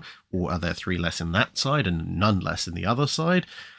And then, of course, you show up and perhaps the target is broadside onto you rather than roughly bow onto you. So now, are you going to circle and wait for enemy fighters to come after you with the near side attack wave while the other one tries to do a big long loop around? And while you're doing that, well, the enemy ship might evade. And if it evades, well, now you've got to reposition both squadrons. And as mentioned, enemy fighters, well, you might have lost aircraft to enemy fighters on the way in. If you're waiting for both squadrons to get into position, then you might lose even more to enemy fighters. As we said, the enemy is still evading, so even if you actually somehow manage to set up your attack run in perfect textbook fashion, well, as soon as the enemy turns or slows down or shoots down a bunch of aircraft on one side or the other, now everything is stuffed up again. And you kind of get the picture of how war completely threw most of these fancy set tactics out, and it became more a case of, ideally, we'd like to attack in this manner, but honestly, the enemies out there, this is roughly what the recon guys say it is. And bear in mind how many of those recon reports were wrong. Operation C, the British recon eventually saying, well, there are 2 Japanese carriers out there. Well, yes, there were 2 Japanese carriers out there. And 3 others. The Battle of Midway on both sides, reports, there's an American carrier here, there's 2 over here, there's a Japanese carrier here, there's 6 over here. Well, actually, there aren't actually 6 Japanese carriers at Midway, and so on and so forth. You kind of get the idea. So pilots are very aware that they're going out there with only the most basic information, that there is the enemy in roughly this direction. There might be more of the enemy, there might be less of the enemy might not be what was reported. Cruisers mistaken for battleships, and carriers mistaken for battle cruisers, and all sorts of things going on. And that's on top of the enemy fighters and the fact the enemy might not be in the position you really want them to be, etc., etc. So by the time you actually get to attack the enemy, it's more a case of, okay, who's there? That looks like a good priority target. Oh, that one might actually be the one we were sent after, believe it or not. Let's go. And you kind of make your attack as quickly and as efficiently as possible. Because unless you're in a very unique situation where you're attacking a target practically unopposed except for that target's own anti-aircraft guns, that's really all you've got the time to do. So even in pilots' briefings, you might have been told, okay, we're going to go after this attack pattern. Whether or not you actually get to execute that attack pattern is a completely different question, and usually you don't. Some of the times when there's a sort of idea of what you should do and it roughly comes into play is things like Operation Tengo with the sinking of Yamato, where they had this general idea after the amount of effort they had to put into Musashi that maybe we should attack down one side to get it to capsize and roll over. But even then, Yamato still takes a bunch of hits on the side it's not supposed to be torpedoed in, just not quite as many. And that's a case that if there was ever a set-piece execution of a surface capital ship by air power, that should be it. I mean, even the pincer that finally did in for HMS Repulse seems to have been more an accident than judgment. It was just that, although in theory the Japanese did have these anvil and pincer attack patterns, they weren't actually executing them through a mixture of the British evading strikes, the limited British anti-aircraft fire, and the fuel limitations that the bombers themselves were under. And it was mostly, it seems, pure luck that two different strike elements commenced their attack runs in such a way that their torpedoes formed a natural pincer on the poor old Repulse. Killer Rabbit asks, how viable was the World War I Baltic Plan, and if it succeeded, what would its effects on World War I have been? Well, that is a question, certainly. The thing is, amongst naval historians, there's still quite a bit of discussion as to, one, was the Baltic Plan ever a serious proposal, or was it just something that Jackie Fisher came up with to try and get the government to fund more shipbuilding? And then, so there's a bunch of people who think it just wasn't ever really a practical thing. It was just an attempt to shake some more pounds out of the treasury. But even if you take the side that it was actually a serious plan and therefore has any degree of viability whatsoever, what exactly that plan was is in and of itself also a huge matter of discussion. You've got the more commonly bandied about idea of taking a huge invasion fleet down to the northwest German coast and landing a bunch of troops to try and make a march on Berlin. But there's also iterations on that. Would it involve the Grand Fleet or not? There are people who argue both ways.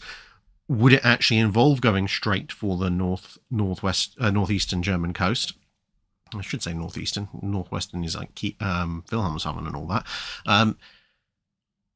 Or is it an attempt to seize some of the Danish-held islands slightly to the north to establish a base there, to either try and advance through Denmark, or to force Denmark to enter the war, or to cut off German merchant shipping that might be going via that route, to pressure Sweden, or is it to force the Germans to violate Denmark's neutrality and to open a new front that they can't really afford, or is it to force the Germans to relocate the High Seas Fleet over through the Kiel Canal to face off against the Grand Fleet?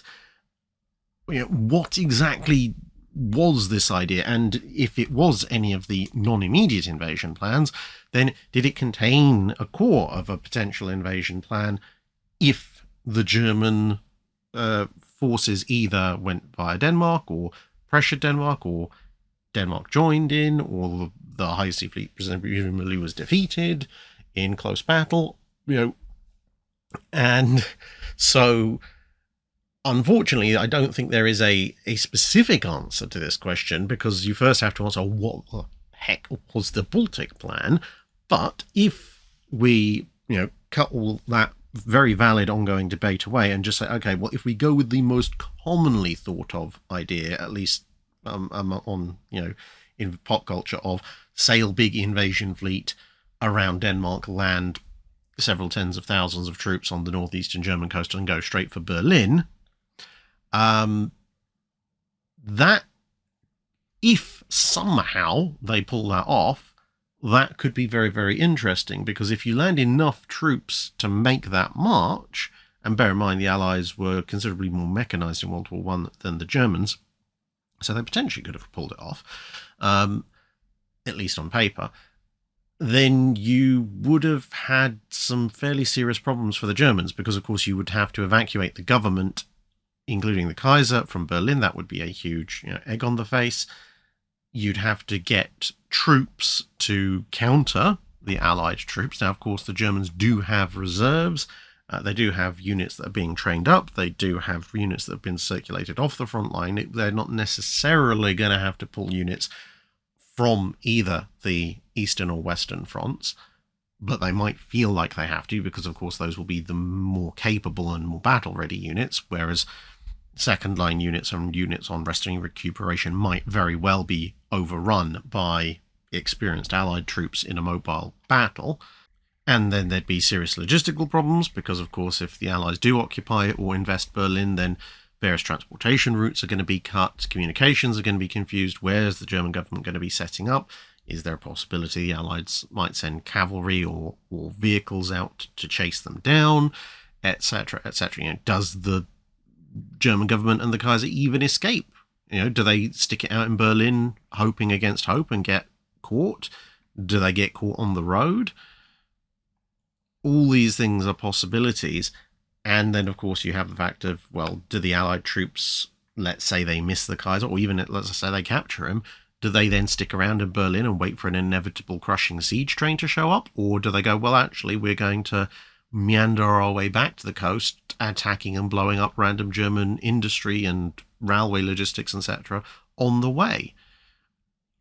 If we took a, let's say, optimistic view of things, which is that for whatever reason the German government doesn't evacuate Berlin in time and the Allied landing force makes it there and they manage to capture the German government and haul them back up to the coast, well, at that point Germany's a bit stuffed, because their choices are either to appoint an interim government from low-level political functionaries, and whichever high command generals, highest rank enough generals, are not caught up in all of that, and they have to deal with, well, what happens if the actual German government that's just been captured decides to call for a surrender, and what do you do about this magical Allied incursion on your northeastern coast? It would, assuming it went even vaguely close to what is hypothetically planned, at best cause a massive disruption in the German war effort, which might very well lead to the collapse of the German lines, not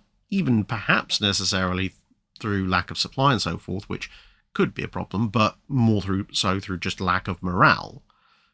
How many German troops are going to be willingly sitting in fields in France when their homes and their families are under direct threat of occupation and who knows what, according to German propaganda, by Allied troops, etc. and so on. So it pretty much would lead to the end of the war, but how on earth you'd pull that off in the first place would be the bigger question.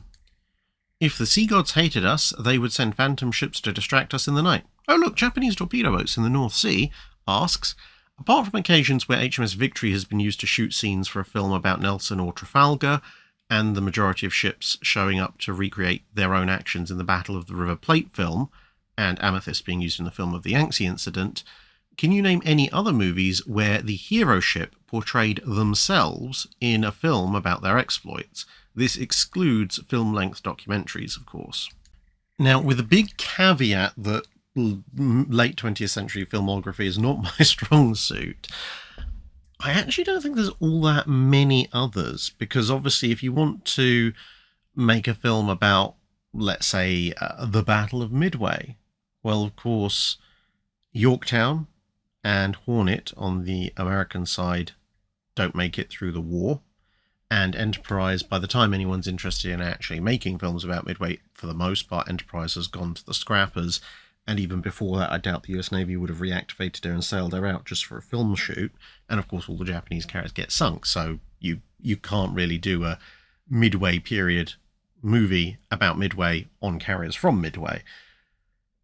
But there are plenty of examples of real warships being used to portray ships of their class, fictional or otherwise, but they're almost always, for some reason, not the actual ships themselves, with the exceptions that you listed. The reason I've got this picture up is that there is a technical aspect to HMS Victorious, which you can see at the bottom of the picture, because in the movie Sink the Bismarck, there is a little bit of an appearance by HMS Victorious playing herself, because of course she did launch the first airstrike on Bismarck, except of course for the fact that by the time they've been making the film, she's in near enough the configuration that you see her in here, and so you get this slightly, jarring effect of a angled deck mid-Cold War carrier supposedly launching a bunch of swordfish at the Bismarck. Now, of course, you do have a bunch of fictional movies like Final Countdown or 2012's movie Battleship, where you have Nimitz and Missouri, respectively, and a couple of other Flight of the Intruder, for example, with the Independence, where you have the ships playing the ships that are in those supposed to be in those movies. So the Independence is playing the Independence, the Nimitz is playing the Nimitz, and Missouri is playing the Missouri, rather than using substitutes or stand-ins. But of course, that is a fictional story rather than something the ship actually did. So with that big caveat at the beginning, I'm not aware, for example, of anyone filming aboard USS Niagara for a Great Lakes War of 1812 film, or someone filming on board USS Constitution for a film about her role in the War of 1812, and so on and so on and so forth. John Plate asks, I'm loving your videos about early torpedo boats. I watched a YouTube channel about small homes, and a few of the small homes are boats that are in the canals of Britain. These houseboats look a little like the early torpedo boats. Is that where the designers got the idea from, or was it the other way around? I don't think it's necessarily that one led to the other, but a lot of the early manufacturers of torpedo boats were shipbuilders or boat builders that were based on the Thames or other similar rivers rather than in major harbours and ports, like Thornycroft, for instance, and therefore the majority of their business had previously been in building small rivercraft, which in some cases would be dedicated houseboats from the start, and in other cases would go on to be adapted into houseboats, like barges and so forth, in the future. And therefore, you would have, in some ways, they're using techniques and technology they understand. So you can see at the back here for HMS Lightning, that little area with the windows running along it kind of also looks a little bit like an old top of an old railway carriage. But that's a very common feature you see on houseboats, especially in arrowboats, because, well, you want standing room in a hull that isn't actually tall enough to stand up in, so you put a half height or quarter height raise in the middle. And if you build it that way for small rivercraft, you're also going to build it that way for a torpedo boat, because why not? It's pretty much the same kind of needs. Admittedly, obviously, a torpedo craft will generally have slightly finer lines up forward, because houseboats don't usually need to move all that fast, but there you go. So essentially what you have is the same builders building relatively small, so approximately similar size, shallow draft craft for riverine and coastal harbour usage, and therefore there's going to be an awful lot of shared design elements involved, with the exceptions, I say, being things like obviously the armament, but things like a finer bow and a little bit more space for the engines, because these things have to go quicker than houseboats, and therefore there is going to be an awful lot of design similarities. Lord Nelson asks, during the Age of Sail, the Royal Navy famously used the seniority-based list system to advance its officers. What system or systems did the rivals of the Royal Navy use to promote their officers during this time? Pretty much all navies used a system that was very, very similar to the Royal Navy's, which at its core, therefore, would be seniority-based, but with additional riders for primarily things like patronage, i.e. how good a connection you had with either political or military figures higher up the food chain, and of course achievements in battle. So if you were just a regular officer, and perhaps you were 6 months senior to an officer whose, uncle was an admiral and whose great uncle was a senior politician, well, you might have seniority, but the other guy's probably going to be promoted earlier than you. And similarly, if you are a regular serving officer and maybe you have 3-4 months seniority over somebody else, but that person leads their ship in a daring mission that ends in the capture of an enemy ship, a rate or two higher than it, well, yeah, they're probably getting an early promotion as well. And to a certain extent, that seniority-based system survived well into the 20th century, and in some navies hasn't entirely gone away either. Now, there are exceptions, but that tends to be with relatively small navies, particularly where they perhaps can't necessarily retain all the officers that they need, or a big demand has come up like a war, and suddenly they need a lot more officers than their peacetime establishment. And at that point, sometimes you could have particularly skilled officers or famous officers or both who, to a certain extent, might be able to dictate what they want. So, you might have an experienced captain with a few notable achievements under his belt in peacetime, but perhaps he's been retired due to budget cuts or whatever, and then they turn around and say, well, there's a war on, we need you back under the colours, and in very small navies, that guy might be able to turn around and say, well, I'd love to come back, but only if you make me a Commodore. And, well, at that point, the Navy probably doesn't have a huge amount of choice in the matter. And there is one other system that probably does deserve a significant amount of mention, which is in the earlier part of the 18th century, the French Navy actually had a twofold system for promotion of officers, which was based partly on the more traditional officer class coming from the nobility, the chevalier, etc., and a separate system which allowed commoners to come up the ranks as officers, which was actually very advanced for its time, and I've mentioned before in other Drydock questions. And the one for the commoners was much more of a meritocracy, something that is very advanced, not just for its period, but also for at least 150 years thereafter in some cases. But weirdly, again, as I've mentioned before, the aristocratic officer class tended to like shore postings because it kept them close to their chateau and their ability to manage their other affairs, and the meritocratic officer classes tended, again, on average, to want to head out onto the high seas and have all sorts of action and adventures, but that, of course, meant that the meritocratic officer class tended to get all the glory, and the aristocratic officer class basically went, we cannot house these upstart commoners getting all the glory and all the money and the prizes. We want this, but we do not want to go out to sea.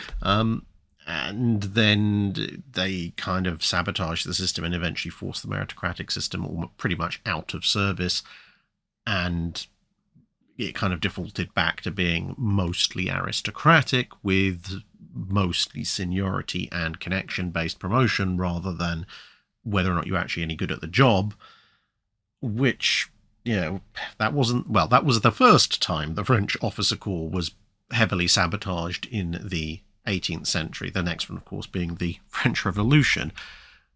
Although, ironically enough, it did mean a bunch of the aristocratic French naval officers having forced most of the meritocratically appointed commoners out of the service or into sort of side positions, then actually had to go out at sea, which is what they didn't really want to do in the first place. Again, for the most part. Andre de Coult asks, could you briefly discuss the compensated rudder in naval use? Its invention, first uses, advantages, disadvantages, pros, cons, successes and failures versus uncompensated rudders. Well, as far as I can tell, compensated, semi-compensated and uncompensated rudders might as well, for most intents and purposes, be synonyms with balanced, semi-balanced and unbalanced rudders. And in either case, the compensated rudder is not really all that heavily used in warships. So unfortunately, there isn't really a huge amount to talk about when it comes to their use in warships, and that's primarily due to their behavioural characteristics, so we can perhaps talk about that a little bit. So in your unbalanced or uncompensated rudder, this is the rudder you probably would think about the most if you thought about, say, the rudder on an Age of Sail ship like Victory or Constitution. So the stock or the point of rotation is at the front of the rudder, as in going from fore to aft on the ship. So the entirety of the rudder sits behind the point of rotation, at which point, you can turn the ship, but of course there is a constant force pressing against you that can be quite considerable. So you have to maintain force into the rudder at all times, otherwise it will automatically straighten up. Then you have the compensated or balanced rudder, and this usually involves the center of rotation being around about a third of the way down the rudder, although exactly where can depend on the shape and layout of the rudder blade, but roughly speaking it's there. Now what this does is that it removes the need for constant force to be applied to the rudder, because as the rudder turns, you have an amount of force pressing on the rudder countering the direction that you want the ship to turn, but you also have the foremost part of the blade, which is obviously on the opposite side of the center of rotation, and the force on there is countering the force on the other side, hence why obviously the use of balanced sometimes instead of compensated. So what that means is if you put the wheel over to 20 degrees, then barring any additional outside force, if you let go of the wheel, the ship should stay roughly on that 20-degree turn permanently until you enact other changes. So this saves a lot of energy, especially if you're talking about manual steering. However, there is one big downside to this, and that is the fact that the rudder will stay exactly where it's put. Now, on a merchant ship, that's usually not such a big a problem. In fact, it's an advantage. But on a warship, well, in warships, rudders or steering gear can and do get damaged. In fact, it's one of the areas that's highly favourable to be damaged by your opponent. And if you are faced with a situation of, well, our steering gear has been damaged and now the rudder is just default stuck in whatever position we left it in, if that position isn't dead straight, you are now stuck going in a permanent circle. Now, of course, with any kind of rudder type, if you actually get a physical jam caused by battle damage or whatever, you're in the same situation. But you don't want just a breakdown of your steering mechanism to leave you circling endlessly. Whereas a semi-balanced rudder, or semi-compensated rudder, tries to exploit the best of both worlds. So it's mostly balanced, but has a portion which is unbalanced. And among the advantages of that is that obviously you have a reduced amount of forces needed to keep the rudder, pointing in whichever direction it is you want it to go if you want to turn.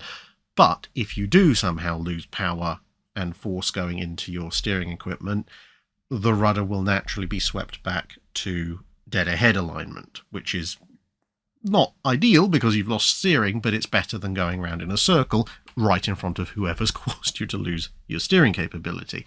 And so from the moment they go past the traditional or unbalanced or uncompensated rudder, almost all warships use the semi-balanced type or semi-compensated type rather than the fully balanced or fully compensated type.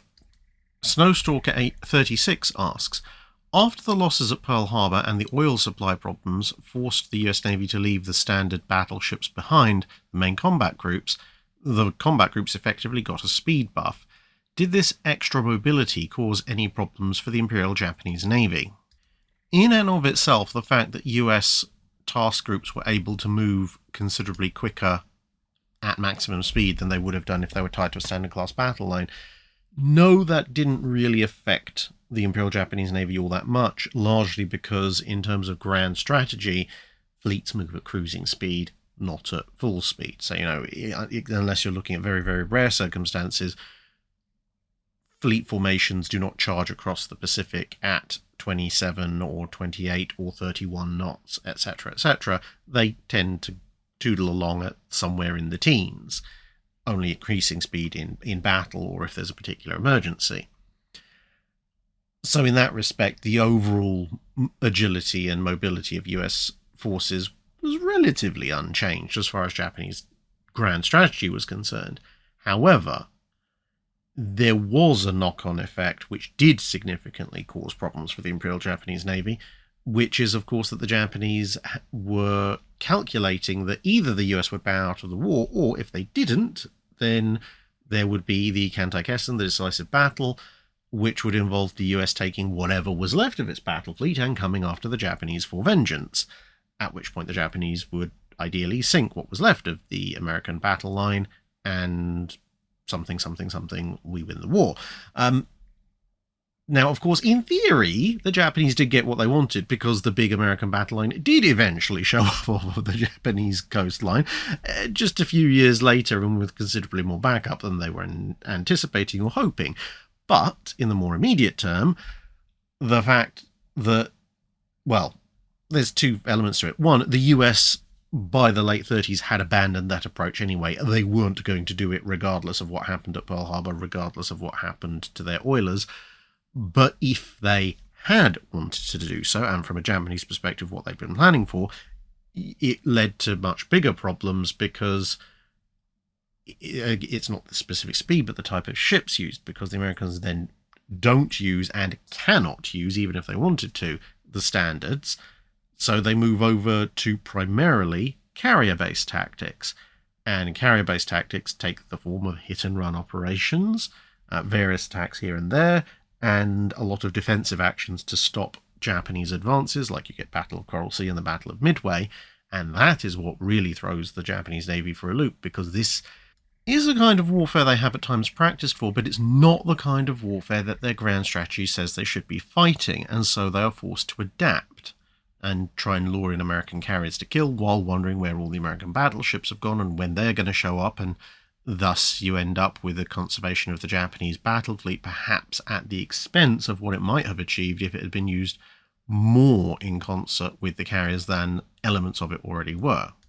A Reichspeer minister asks, since 80 years ago the world's biggest conflict was finally coming to an end, what state in terms of planning for new hulls, modernization of existing hulls, deployments and new designs were the Royal and US Navies in January 1945. Okay, this is a very brief and quick overall summary. For the US Navy, they were continuing to build a reasonable number of new hulls, but as we saw a little while back when I did that chart of escorts and escort carriers and other US Navy shipbuilding, by the beginning of 1945, it was very clear that the war was going to be over pretty quickly. The naval threat from the Axis powers outside of U-boats had pretty much disappeared, and the naval threat even from the Japanese Navy had largely disappeared, although not quite as much. And so new hulls were being wound down, especially the smaller types, escort carriers, destroyer escorts, corvettes, frigates, that kind of thing. Some hulls, like destroyers, were still under construction, but a lot of that was now taking the view of what are we going to have for our future post-war fleet.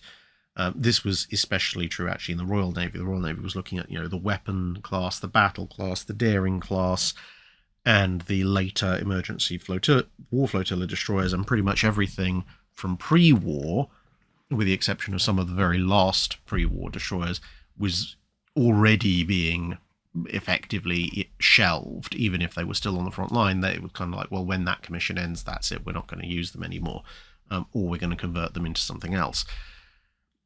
Modernizations of existing hulls. The Royal Navy was looking at this in a fair amount of detail because they wanted to maintain a battle fleet plus carriers plus cruisers, etc., and they didn't have enough new build stuff like Vanguard, King George V and the Implacables, etc., to sustain their ambitions for the post-war period. Of course, they were at that point still committed to building the Audacious class and the Malta class for their carriers and such like, but they knew that, for example, for their battleships, while they were still trying to work out what the last version of Lion may or may not look like, they were going to have to probably modernize Nelson, they're going to have to modernize Renown, etc.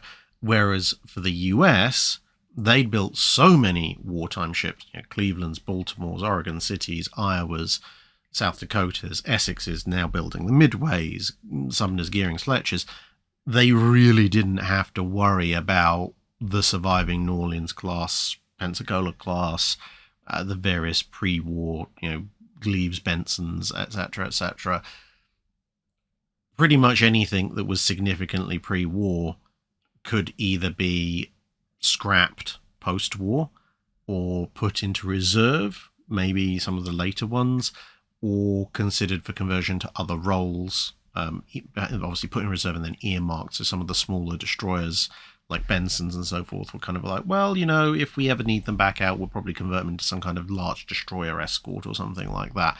Because as far as the US was concerned, their frontline fleet was going to be all the new stuff that they either had built or were building. Deployments-wise, obviously the US had always been mostly focused on the Pacific, and now they were becoming more and more heavily focused on the Pacific. The Royal Navy was conducting a big pivot to become focused on the Pacific with the British Pacific Fleet. They weren't really thinking too much in terms of post-war deployments because they didn't know how long it was going to take to grind Japan down, only that it would eventually happen. And in terms of new designs, there was obviously consideration on both navies as to what a modern battleship might look like. So do you complete Illinois and Kentucky? Do you try something new in the US? The British, as we covered with all the various iterations on what line may or may not be like. The British were really forging ahead with new destroyer designs because their destroyer design and development in terms of practically built vessels had almost been frozen with the iterative wartime emergency flotillas. So they were determined to get some new ships out there, so primarily the Battles and Darings. The Americans obviously had iterated from the Fletchers to the Sumners to the Gearing, so they weren't quite as concerned in that respect. And similarly, the Americans built a load of big cruisers, so that wasn't so much of a concern, whereas for the British, having really only built smaller cruisers like Crown Colony derivatives, they were looking at potentially things like Neptune or Minotaur, as well as some smaller cruisers. In terms of carriers, well, we've already covered that. Yeah, the Midways, the Maltas, only of the Midways obviously actually ended up being built in the end. There was quite an interest in submarines, but obviously, you know, they're developing and iterating submarines. The British are developing the A-class for the Pacific campaign. The Americans have already iterated from the Gatos to the Balaus to the Tenches, but they're all kind of looking forward to what else can we refine from our submarine design when we get our hands on Axis subs.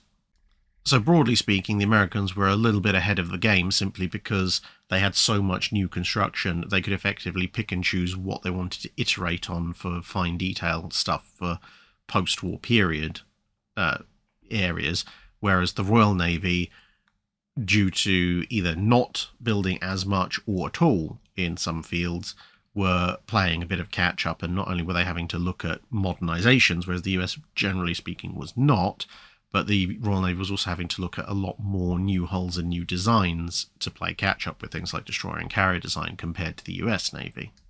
HMAS Albatross asks, in Friedman's books on British battleships and cruisers, most designs made between the war up until the Crown Colonies have one important requirement being to have as much space devoted to aircraft capable of an attack role.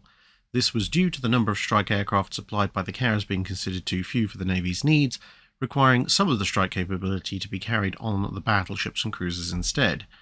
My question is this: were strikes from ad hoc strike groups from cruiser squadrons or similar tried in any of the fleet exercises between the wars, and if so, how did they pan out, given how tight the volume and weight was in all of the interwar designs, including several additional aircraft and their munitions for this purpose? There must have been some evidence that this would work rather than it just being an untested theory. So I think first there needs to be a little bit of a correction in this case. And I can see perhaps where the confusions come from, because later on in the Cold War, for example, you'll get things like TSR-2, which is Tactical Strike Reconnaissance, so there can be the assumption that the S means strike. In fact, in the interwar period, S in Royal Navy terms meant spotter, so a fleet spotter, something that would go and find enemy warships and spot gunfire, which was held as a distinct role from the R, which was for reconnaissance, which was a long-distance finding of the enemy in the first place. Now, during the bulk of the interwar period, during the whole interwar period, there was quite an emphasis on having lots of aircraft on battleships and cruisers. That is true. But for the bulk of the interwar period, this was primarily concentrated on looking at what they called FR or SR types. So spotter reconnaissance and fighter reconnaissance. The spotters being reconnaissance variants being 3-seaters, fighter reconnaissance being slightly higher performance 2-seaters. And this was because it was appreciated that the carriers would be the only aircraft capable of carrying proper torpedo bombers, the big heavy aircraft, and therefore the carriers should maximise the number of heavy strike aircraft they carried, and the fleet would then supplement that with fighters of a sort, which, being lighter, could more easily be managed by ships that were not purpose-built for carrying of aircraft. There was then a brief period, because of the small air groups on British carriers, where newer aircraft were being brought in, like the Skua and the Swordfish, and you can see here a float plane equipped Swordfish, which was equipped on some Royal Navy ships, and you can see there it is actually carrying a torpedo as well. So there was a thought that maybe now we should be putting actual strike aircraft on our cruisers and battleships, but this was a very short-lived period, because it essentially is from the early 1930s to 1936, when aircraft carrier tonnage becomes unlimited as a whole, but you're still restricted on a per carrier tonnage basis, and so it's not seen as quite so much of an issue. And then you have heavy catapults, but then as the 30s go on, while some aircraft launched from battleships and cruisers are things like this float plane equipped Swordfish, which can do a full strike roll, the vast majority of non-carrier based aircraft are things like the Walrus, which can't carry a torpedo because it's a seaplane, or something on the smaller end like a Sea Fox, which also is not capable of carrying a significant payload, especially a torpedo. Now, they all do carry bombs, even the fighter reconnaissance types, but these are fairly lightweight bombs, and they're not envisaged as these aircraft taking part in actual airstrikes with carrier aircraft. Those bombs are primarily there, and later supplemented by small depth charges, for anti-submarine work, and maybe at a pinch very light strike against things like small destroyers or the occasional colonial rebel or something like that. They're not thinking in terms of launching Sea Foxes and Walruses as light bombers to back up the strike aircraft from the carriers. So in terms of interwar exercises, there are exercises wherein aircraft are flown off of cruisers and battleships to supplement a carrier strike going in, but, as said, they are there primarily to act as recon and ad hoc kind of fighter support. They're not there for a strike roll. Volunteer per Order O'Sullivan asks, why did it take so long for the Royal Navy to give its sailors cutlery? It was remarked on in From Dreadnought to Scapa Flow Volume 1, however I can't now find which page. Essentially, it's a holdover from the fact that the Royal Navy is so old an institution. So way back in, it's technically the Age of Sail, but before the classic Age of Sail, so we're talking 16th century, let's say, for example, you're looking at a far more independent and mobile workforce than you would see in perhaps the latter part of the 19th and then into the 20th centuries. And indeed, even in the classic Age of Sail, in the time of Nelson and so forth, people would sign on, and then when a commission on a ship was done, that was it. The regular rank and file could go wherever they liked. They, of course, could then sign up for another ship or choose to sign up for that ship on its next commission, but until either that ship or the other ship went on to sail, they were pretty much at liberty. And this meant that basically anything you issued them with would walk off the ship with them, and therefore would be considered a write-off or a loss. And back in those days, metalwork like cutlery was actually, relatively speaking, expensive. It might not seem that way to us now, where you can wander into your local supermarket and get, 6 forks, 6 knives, 6 spoons, and 6 teaspoons for probably still single-digit pounds or dollars in some cases. Back then, this kind of stuff was quite prized, and that even goes back further still, obviously, to a time period before there was really an official Royal Navy. For example, in the time periods that I reenact, everyone has to show up with their own cutlery in the time period because, well, no inn or encampment can afford the loss rate and the expense that would result from giving everybody cutlery with their meals, because people would just filch them. And it's pretty much the same in the Royal Navy. Even once terms and conditions are beginning to be more standardised, the simple fact is, a relatively small item like cutlery is actually still somewhat valuable, and certainly at time periods when pay in the Navy is not that great, if you've got small, readily transportable metal objects of some craftsmanship like cutlery, then you would very rapidly see ships being depleted of cutlery if you were just issuing it generally, because people would take them and sell them for money. And therefore, really, you have to wait for both the people serving in the Navy to become more career rather than commission focused, and for the industrial processes that are involved in the production of things like steel and later aluminium to allow for the mass production of cheap and cheerful cutlery, which therefore doesn't have a great amount of value, therefore less theft likelihood, and also is there cheaper to procure in bulk. And that is then when you start to see cutlery issued to the Royal Navy. It's one of those really weird little historical quirks. You know, if you're told you have 30 seconds before you're going to be sucked back in time 200 years plus, and you've got a very limited amount of time to grab stuff from your home, realistically, some of the most valuable stuff you could grab would be your spice racks collection and your cutlery drawer, especially if you've got aluminium cutlery or stainless steel, because between that and your spices, that's worth a fantastic amount of money, pre-1870-ish. Rodney McCoy asks, after watching a recent Drydock concerning Jackie Fisher and some of his ideas that never came to fruition, I wondered what he would have thought of an Iowa-class battleship. Might he have smiled, or perhaps might have seen it as undergunned for its size? I think Jackie Fisher in particular, seeing an Iowa class, would have been both amazed and horrified. He would, in terms of compliments, he would have been, okay, you know what? Speed. These things are great. They're fast. They're heavily armed. 9/16-inch gun. That's a really, really nice, powerful punch for something that's going 33 knots. This is a fantastic battle cruiser. And then he would have gone, what do you mean it's not a battle cruiser? What do you mean it's built by the Americans? Where's the British equivalent? What do you mean there's no British equivalent? When was it? The 1940s? How pathetic is a navy that it's only building 16-inch ships in the 1940s? I wanted an 18-inch ship. I wanted a 20-inch ship in the 1920s. What's happened to you all? That would have been his kind of reaction.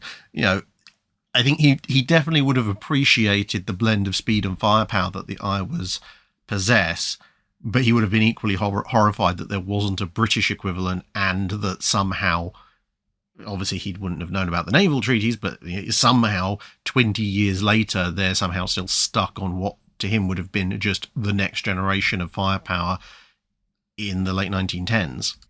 Peter Guy asks, was the Atlantic Wall one of the least effective coastal fortifications of all time? It seemingly tried to be everywhere all at once, but once the shell was pierced at Normandy, the remainder of the 1,000+ miles of coastal batteries were rendered pretty much irrelevant.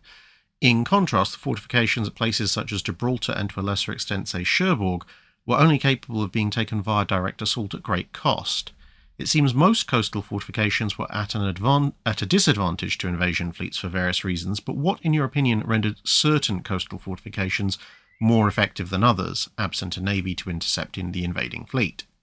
Yeah, I think it definitely can be argued that in terms of a cost versus damage done to the enemy, the Atlantic Wall is hilariously inefficient. I mean, look at this big gun, and look at others like it up at Harstadt.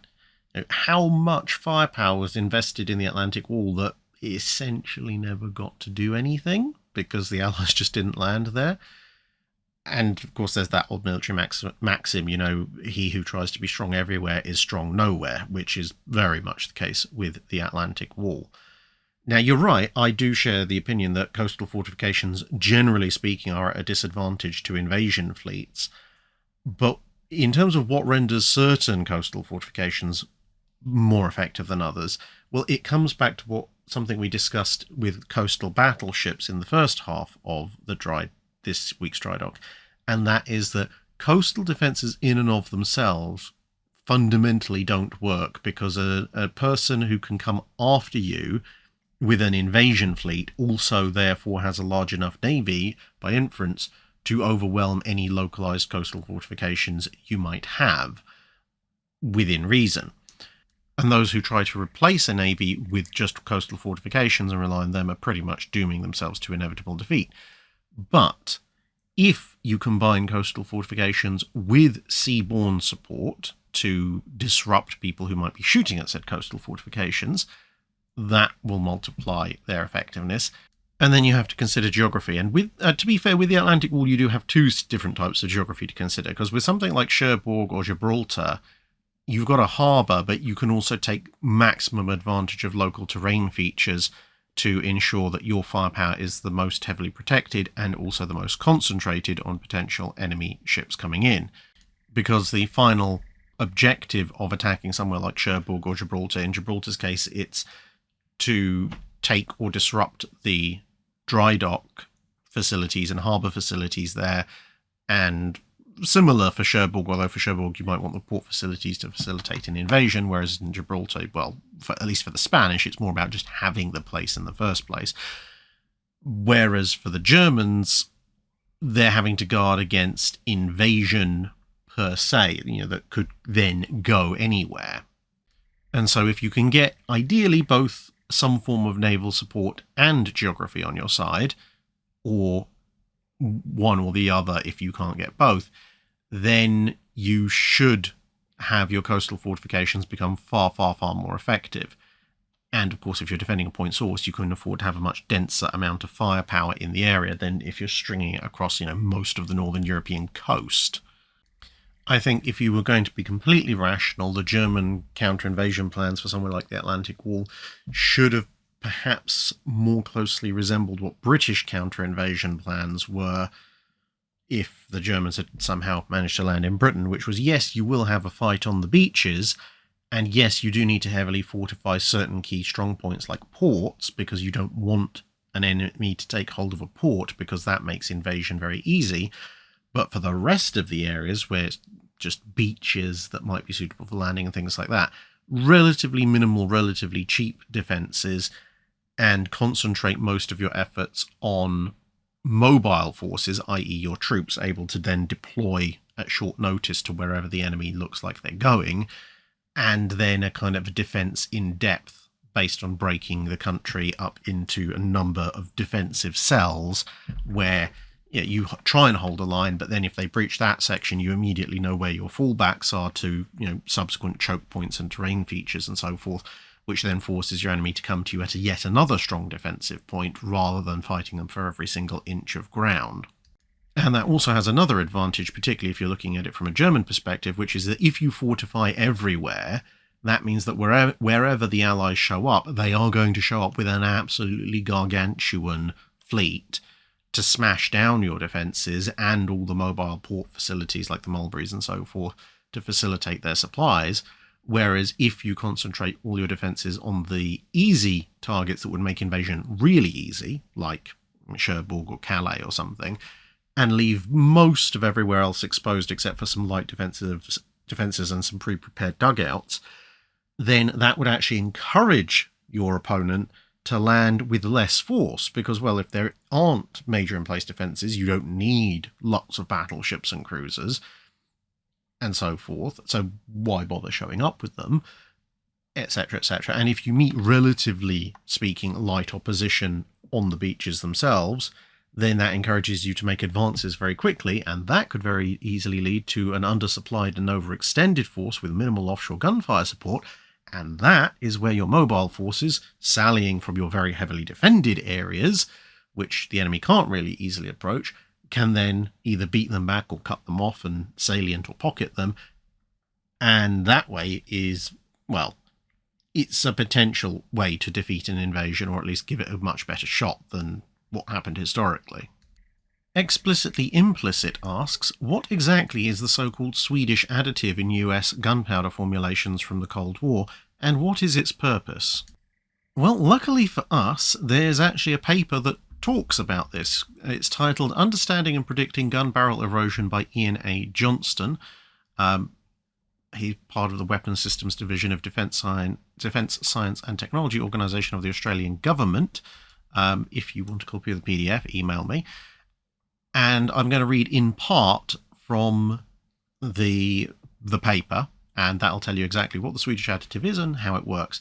So just for reference, when you fire a gun, you have three main causes of erosion on the barrel. You have chemical erosion, where chemicals generated by the combustion of the materials cause, the actual gun barrel to wear away. You have thermal erosion, which is essentially heat stress and spalling on a microscopic scale, and that's the primary contributor to barrel erosion. And then you have mechanical erosion, that is the shell and the driving band scraping down the barrel, and that's also a problem. So, to quote from pages 14 and 15 of the paper, it says, over the last 50 years, a variety of additives to the propelling charge have been used to mitigate gun barrel erosion. Common additives have included titanium dioxide, talc, which is magnesium silicate, wax, polyurethane, and a combination of these. The so-called Swedish additive, for example, is a mixture of titanium dioxide and wax coated on a rayon cloth. These additives are generally applied either between the propelling charge and case, or the case closure plug, or dispersed throughout the propellant bed. In the case of the Iowas, I believe it was inserted as a plug. And obviously he's talking mostly about artillery, but in this, so for case, read charge. Seiler and co-workers investigated the effectiveness of Swedish additive for conventional single and double-base propellants. Trials were separately performed with the additive inserted as a liner between the charges and the chamber wall, and placed in tablet form as at the base of the projectile, which is what I understand they did with the Iowas. In both cases, the quantity of additive corresponding to about 4% of the charge mass was used. For both propellants and both application methods, the Swedish additive significantly reduced erosion by around 15 to 25%. The liner application was slightly more effective than the tablet. Thermocouples at the barrel wall showed that the additive caused a reduction in heat transfer. There is general consensus in the literature that titanium dioxide acts to mitigate erosion primarily by reducing heat transfer to the barrel, and this is supported by Seiler and co-workers' Swedish additive results. Shelton reasons that titanium dioxide particles are the correct size, 5 to 10 micrometers, to fill surface crevices, and it is the resulting reduction in exposed bore surface area which reduces the heat transfer and can lower surface temperatures by up to 300 Kelvin. The reduction in peak bore temperature confers the additional benefit of reducing crack propagation due to thermal cycling, thereby extending barrel fatigue life. Shelton notes that all additives of micron particle size show evidence of deposits left inside the barrel. Lawton also agrees that the Swedish additive's primary action is to reduce thermal erosion. He cites three mechanisms through which this occurs. Firstly, the titanium dioxide forms an insulating layer between the propellant gas and the bore surface. Secondly, the additive absorbs heat from the flow boundary layer and thus lowers its temperature. And thirdly, the additive reduces turbulence in the boundary layer, thereby reducing convective heat transfer to the wall. However, he also notes Zimmer and Hanklin suggested mechanisms by which Swedish additive may also reduce chemical erosion. The oxygen resulting from titanium dioxide dissociation could react with hydrogen and carbon monoxide to form water and carbon dioxide, reducing hydrogen embrittlement and carburizing of the bore surface. These reactions must occur in the boundary layer, however, in order to be effective. In experiments using a 40mm gun, Lawton found the quantity of Swedish additive equivalent to 23% of the charge weight reduced the heat transfer to the barrel by 42%.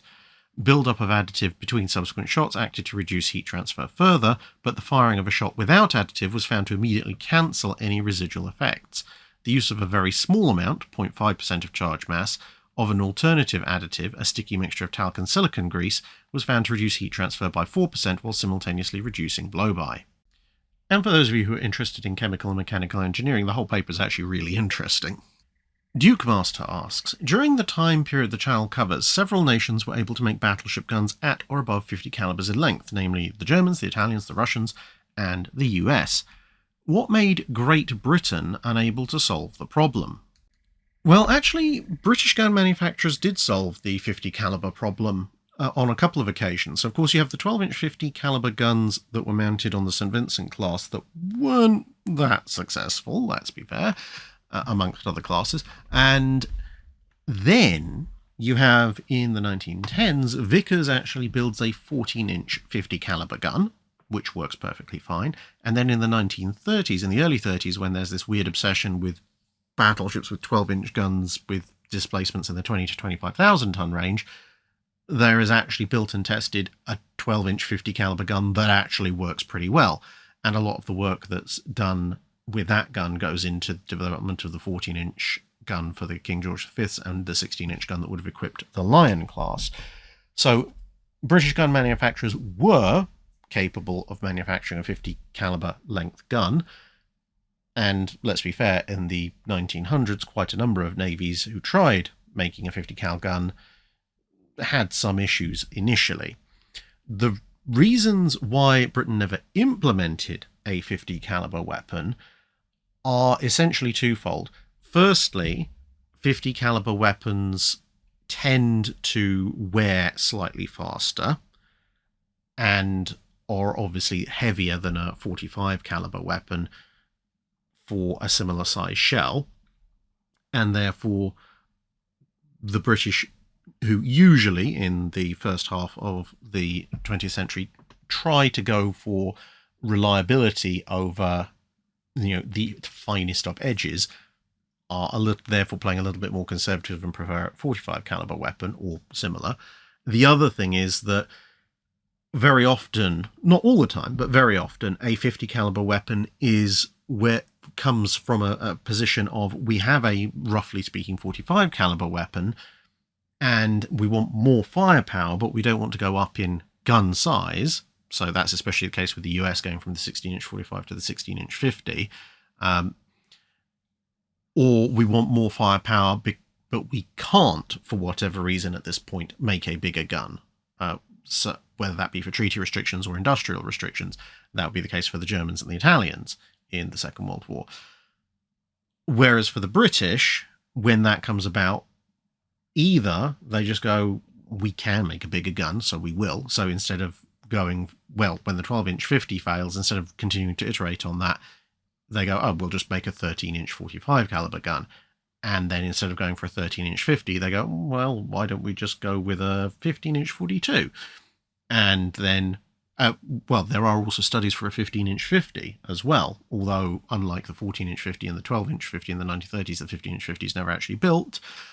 But they look at that and they go, well, we could have a 15-inch 50 or we could have a 16-inch 45. So we'll go bigger. They could go bigger. They wanted to go bigger, so they just did, rather than being stuck at a slightly longer, smaller caliber weapon. And the other half of it is just happenstance a lot of the time. When they were looking at the 12-inch 50, well, the small 12-inch battleships of the early 1930s never came about, so that gun didn't go into use. Then when they looked at a 15-inch 50, partially the downgrade from 16 and 15-inch guns to 14-inch guns with the Second London Naval Treaty influenced things, partly also the 35,000 ton weight limit, and actually trying to stick to it meant that, well, a 15-inch 45, let's say on some of the early King George V sketches, that could provide almost as much firepower as a 15-inch 50, but if you use the 45 caliber weapon, it would have significantly greater weight savings, which would let you have more speed or more armor, which was very important, again, if you're trying to actually obey the weight restrictions.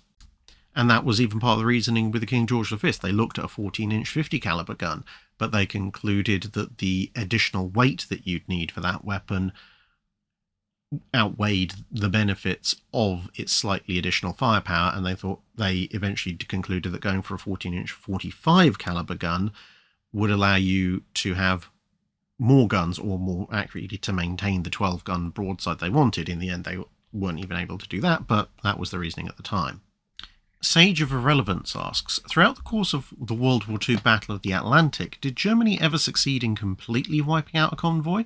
If so, can you tell us about it? And if not, what was the closest that a convoy in the Atlantic came to being completely destroyed? Well, obviously PQ-17 is an Arctic convoy, so that doesn't register in this question. And of course, it also wasn't entirely destroyed. So to answer the first part, no convoy was entirely destroyed by U-boats. However, in terms of convoys that were very nearly destroyed or very heavily damaged, I think there are potentially two candidates. It really depends on how you want to view the convoys in question. Because one candidate, convoy TM1, has a much higher percentage of ships destroyed, so it has 7 out of 9 ships sunk, and it's actually a tanker convoy. So that represents a roughly 78% loss rate, which would be the highest percentage loss rate of any Atlantic convoy. But, as I said, it only involves 9 merchant vessels, whereas most Atlantic convoys, the typical Atlantic convoy, is a much bigger affair. And if you want to look at the larger convoys, then I think the candidate for the highest percentage overall losses would be convoy SC7. That's, as I said, a much more traditional convoy. It's 35 ships strong, and they suffer 20 ships sunk and a further 6 damaged.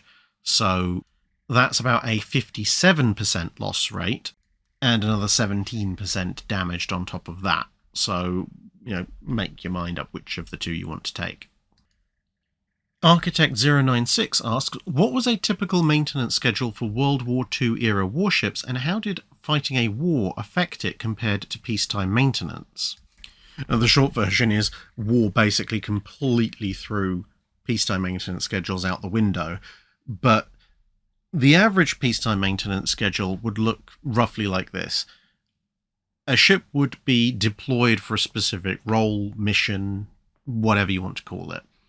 And at the end of that assignment, which would typically be a couple of years, something like that, roughly one command cycle for the Navy, then the ship would come back in for a brief refit and overhaul to spruce things up, add a few bits, take a few bits away, fix a few things that might have gone mildly wrong.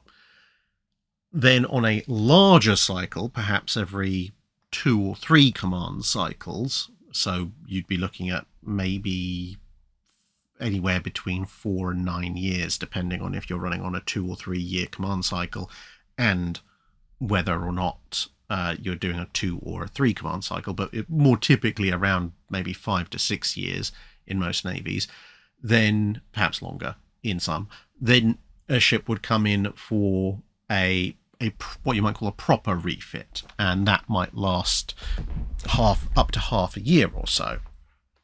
And that would be a much sort of almost like a deep clean kind of thing, where more core issues would be addressed.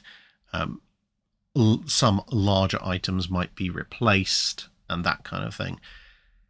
And then on a much longer cycle, roughly speaking, every 10 to 15 years, depending on the navy in question, so roughly speaking, every 2 to 3 smaller refit cycles, you'd have a big refit or a great repair, if you want to use old school Royal Navy terminology, that kind of thing. This is where you would see really big modernizations happening. So that would be where, for example, if you were coal-fired and you wanted to switch to oil, you'd do that. If you wanted to do a boiler upgrade, you'd do that. If you wanted to redo the superstructure entirely so that you could perhaps support aircraft or completely revamp the ship's anti-aircraft defenses, that this would also be when that kind of stuff would happen.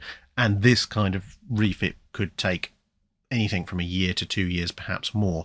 And in peacetime, if you wanted to modernize the ship, then you would also do that during that particular cycle. And up-armoring and massively improved torpedo defenses would also be the kind of thing where this would occur. Whereas in war, say World War II, chuck it all out the window, forget it. At that point, the ship's on the front line essentially until something breaks. Every time it goes out on a deployment, when it comes back, obviously there would be a list of things that are damaged, perhaps by enemy action or perhaps by wear and tear, and you would try and make good as much of that as possible. If it was bad enough that it could compromise the ship's fighting ability significantly, the ship might then be put through into a refit to address it. But if it wasn't going to massively complicate the ship's ability to fight, then they'd patch up what they could, and how long you had was largely dependent on when did they need the ship next. And even to a certain extent, when ships had something really major go wrong, you might have a quick patch up done, and then the ship would be shoved back out to sea as soon as humanly possible. Although the nature of that patch-up might still take it offline for a bit longer than you might otherwise want. Essentially, the only times a ship would go in for, half a year or more's repairs was when the ship was A, still vitally needed on the front lines, and B, had taken such a ridiculous amount of punishment that there was no other choice. So things like the refit of Illustrious after being bombed repeatedly by the Germans, the modernization of Belfast after she hit a magnetic mine, the various US cruisers that had bits of themselves blown off by long lances, and that kind of stuff. I mean, you look at poor old Hood. By peacetime standards, the state her machinery was in, even by the later part of 1940, she should have, in peacetime, if she was in that state, have been pulled in for an accelerated modernization, i.e. a great repair, a really big refit, whereas originally the Royal Navy wanted to do that in 42. But in wartime, it was just patch, patch, patch, keep going, patch, patch, patch, keep going. Even when part of her turbine disintegrated chasing Strasbourg during the Mers El Kabir operation, something that bad usually, at absolute minimum, would have been complete turbine rotor replacement, if not entire turbine replacement, as well as some serious looks at the other turbines to figure out if they were about to go as well. Whereas, historically, she was pulled in, the rotors that were broken or damaged were picked out and replaced. A quick once or over was done to make sure everything else was not about to immediately explode, and then she was basically back out to sea again.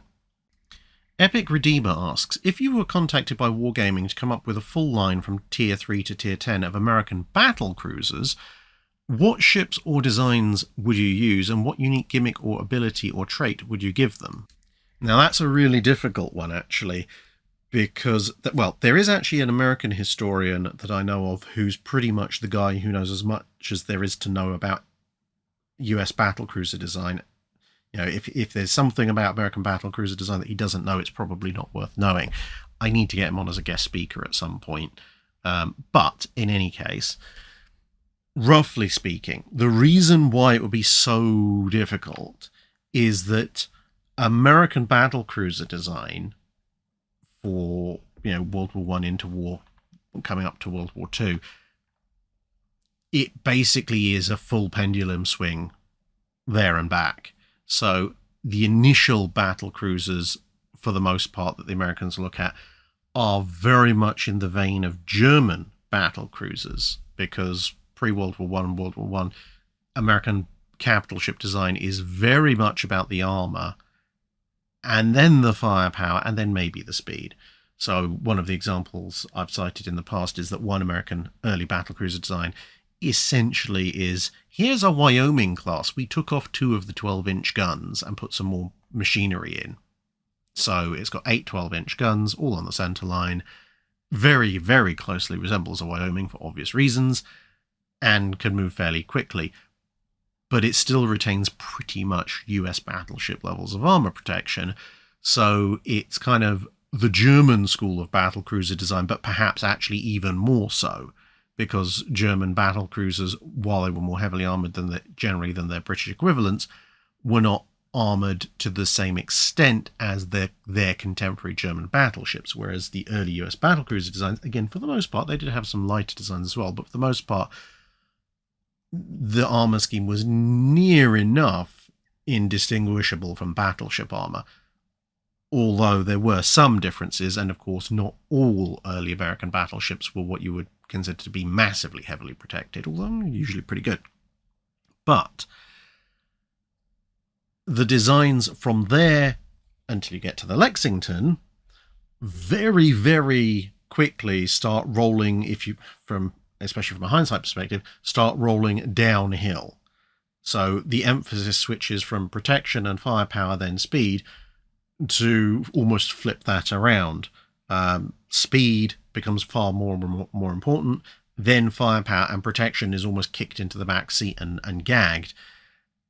And so you run from even more German than German to German style, to somewhere between British and German style, to British style, to racing past British style, which ironically enough is actually going in the other direction and looking at more protection, until you end up with the Lexingtons, which for the size of guns they're carrying, effectively have no armor protection whatsoever, especially if they're going to potentially run into peer-level opponents also carrying 16-inch guns or more.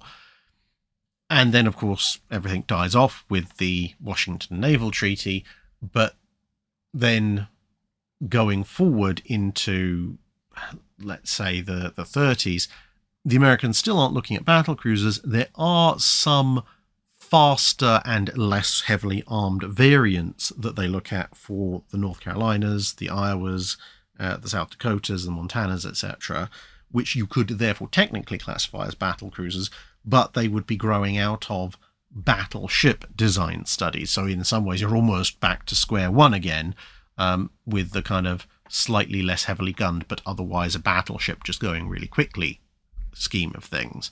And indeed, some of those concept designs are actually already in the game as higher tier American battleships. And that makes giving them a unique little gimmick or trait actually very difficult, because there is no consistency to that line of development.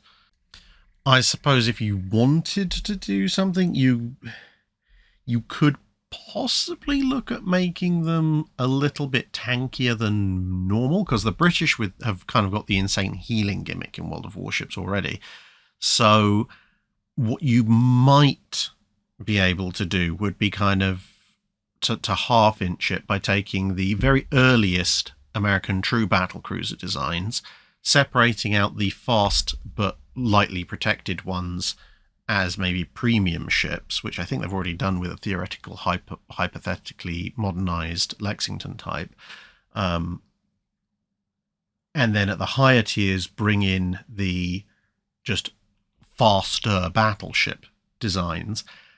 And then in the intermediate section, so your tiers maybe 5 to 7 or 6 to 8, there you might bring in, similar to your high tiers, some of the faster but still battleship designs that were looked at as part of battleship development in the mid to late 1910s.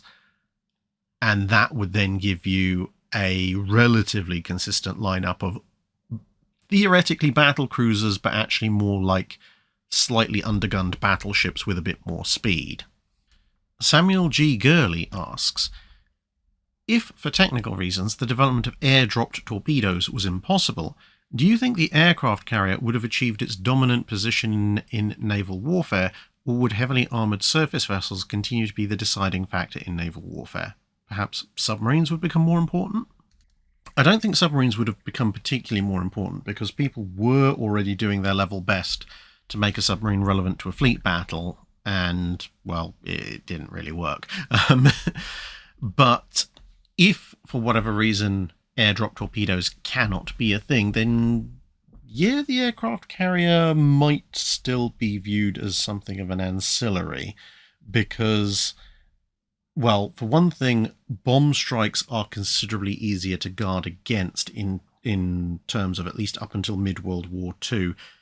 If you look at what kind of bombs carrier aircraft can realistically bring to the table, and then compound that with the accuracy of them, or lack thereof, and you have this little dichotomy where, big land-based bombers can bring really heavy armor-piercing or semi-armor-piercing bombs that should, in theory, be able to pierce your armor decks, but they're never going to hit anything, whereas dive bombers can perhaps hit you more accurately, but the bombs they carry are far less effective because they're smaller. And that really limits carriers' capabilities. Now, to be fair, the carrier would still be very effective against cruisers and destroyers, because dive bomber bombs can quite happily take those out. And as a reconnaissance platform, and as a defense platform for launching fighters against the enemy bombers and dive bombers, carriers would still be very important. But they would essentially be reduced to a very valuable supporting arm for the fleet. Because ultimately then, the thing that can come up and reliably deliver ship-killing firepower whilst also capable of surviving a few blows in return becomes the battleship once more. Especially as engine technology advances and battleships become fast battleships, which means they now lose a lot of the speed disadvantages they might have faced earlier compared to destroyers and cruisers. Of course, the interesting thing is that I don't actually think you would have seen much change in battleship design, because just because drop torpedoes aren't a threat, that doesn't stop submarine or surface launch torpedoes being a threat. So ships will still need to carry a torpedo defense system. So you can't save the weight from that and stick that into deck armor. And the dive bombers can still mess you up somewhat, so you still need anti-aircraft guns. And therefore, there's not really going to be all that much weight around to devote to more anti-aircraft guns or more deck armor as compared to conventional designs. I suppose the only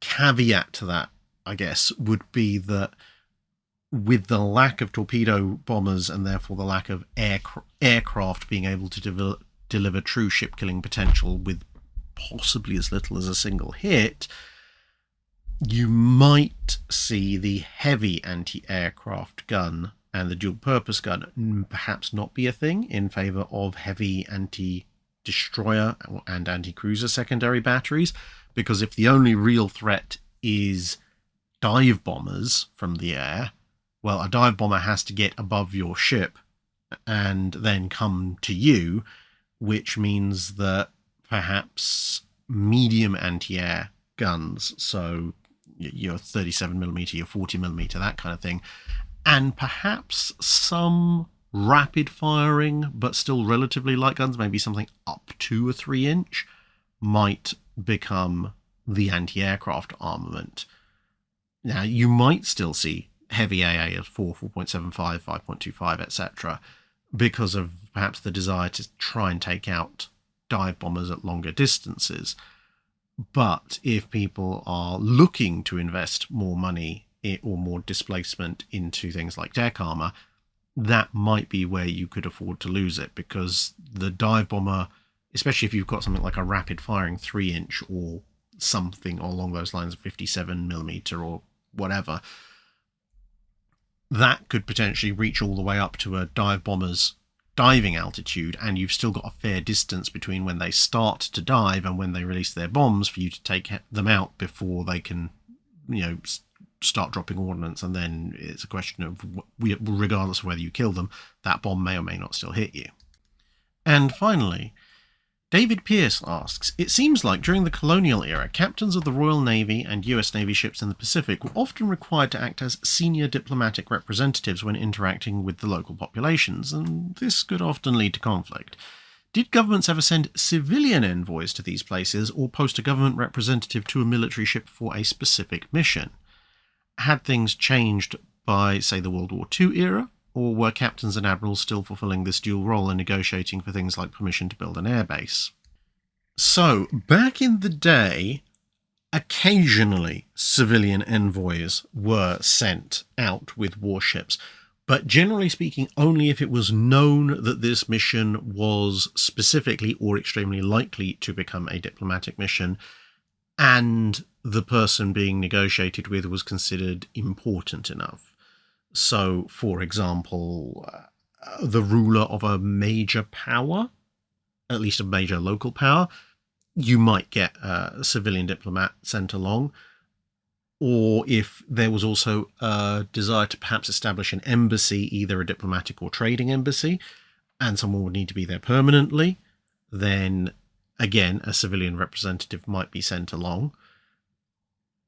But other than that, generally speaking, it was really down to the captain. If something came up on an ad hoc basis, or the government in question was considered either not important enough or powerless enough to not really have too much of a concern if a captain slightly ruined everything, because after all, if they did, you could just send a bigger fleet with perhaps a more senior officer. But also there would be a degree, if in those cases where it's, well, he might have some diplomatic contact with someone, you might be a little bit more careful about selecting which captain to send. So, some captains would have a reputation of being somewhat better talkers than others who might be just really, really good at blowing things up, and so on and so forth. So, by the time you get to the World War II era, there is still a certain element in both World War I and World War II of ships' captains or admirals of fleets still doing quite a bit of the diplomatic legwork.